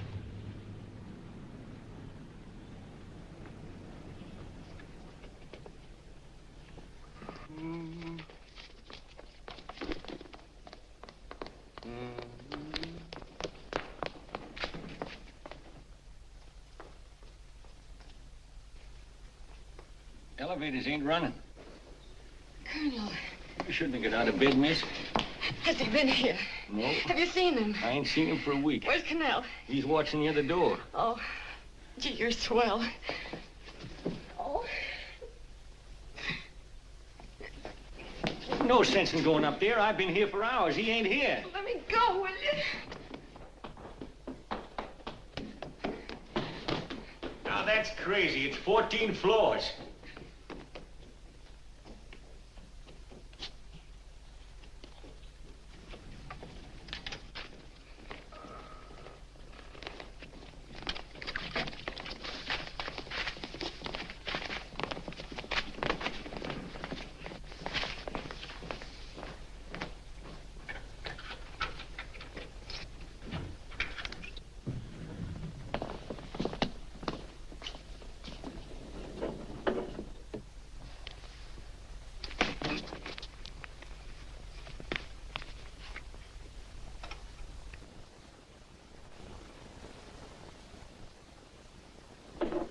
As far as the elevator goes, we gotta walk up to the tower.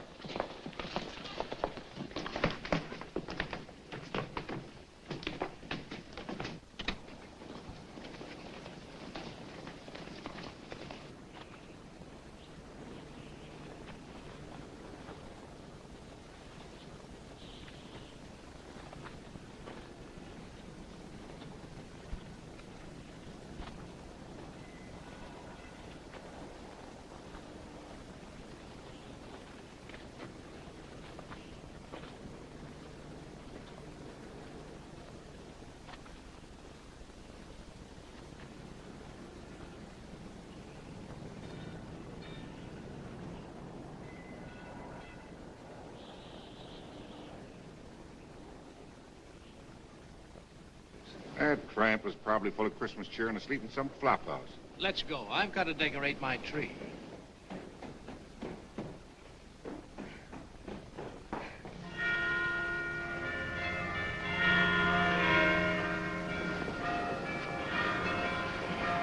Well, I give up. I don't know what gave us the idea that we'd attempt anything like this. I guess you're right. I'm afraid the joke's on us. Let's go. I hope nobody finds out we've been here.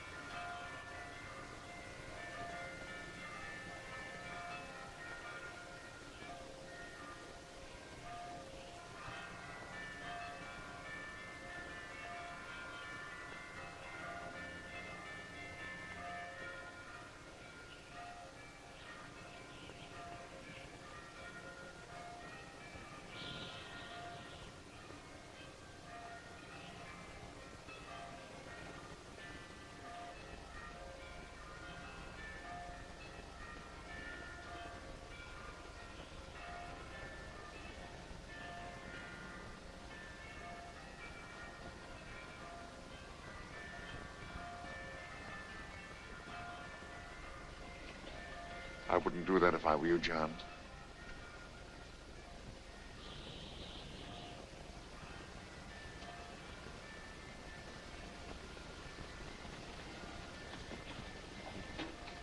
It'll do you no good. The mayor has policemen downstairs with instructions to remove all marks of identification you may have on your person. You'll be buried in Potter's Field, and you will have accomplished nothing.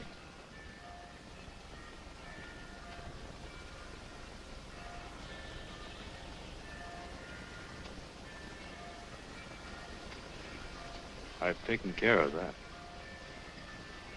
I've already mailed a copy of this letter to Mr. Cannell.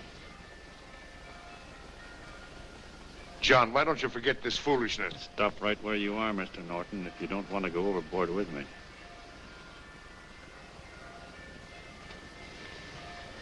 I'm glad you gentlemen are here. You killed the John Doe movement, all right. But you're going to see it born all over again.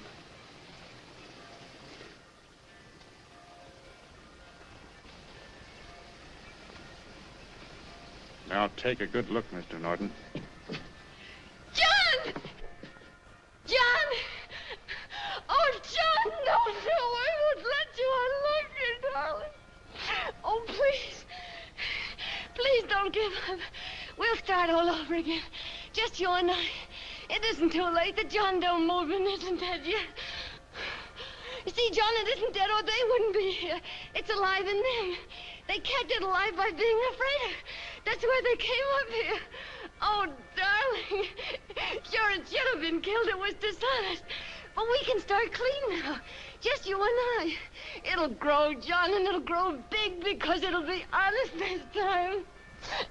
Oh, John, if it's worth dying for, it's worth living for.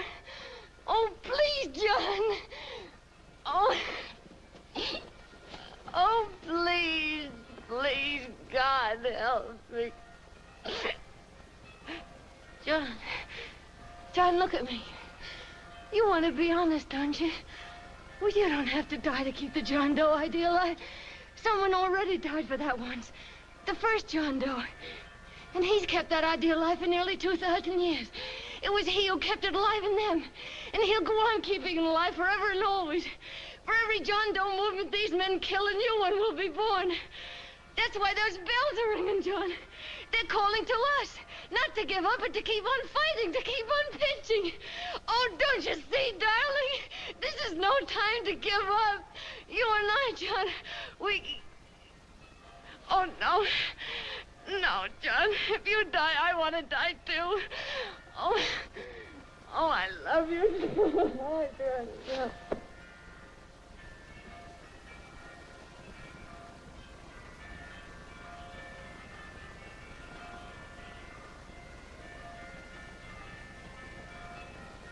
Mr. Doe, you don't have to...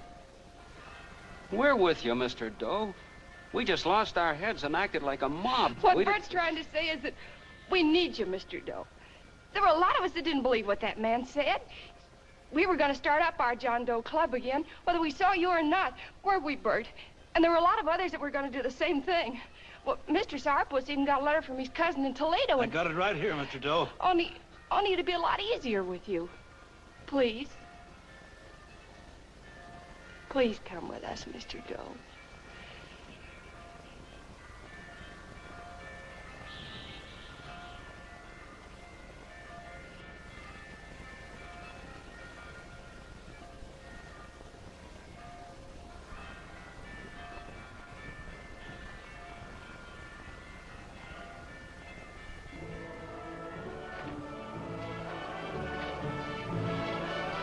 Long John. Mr. Doe. Here, we'll help you with her. She'll be all right. Mr. Doe, take her right down to the car. And right up. We got a car right down to her. Lay on, Norton. The people. Try and lick that.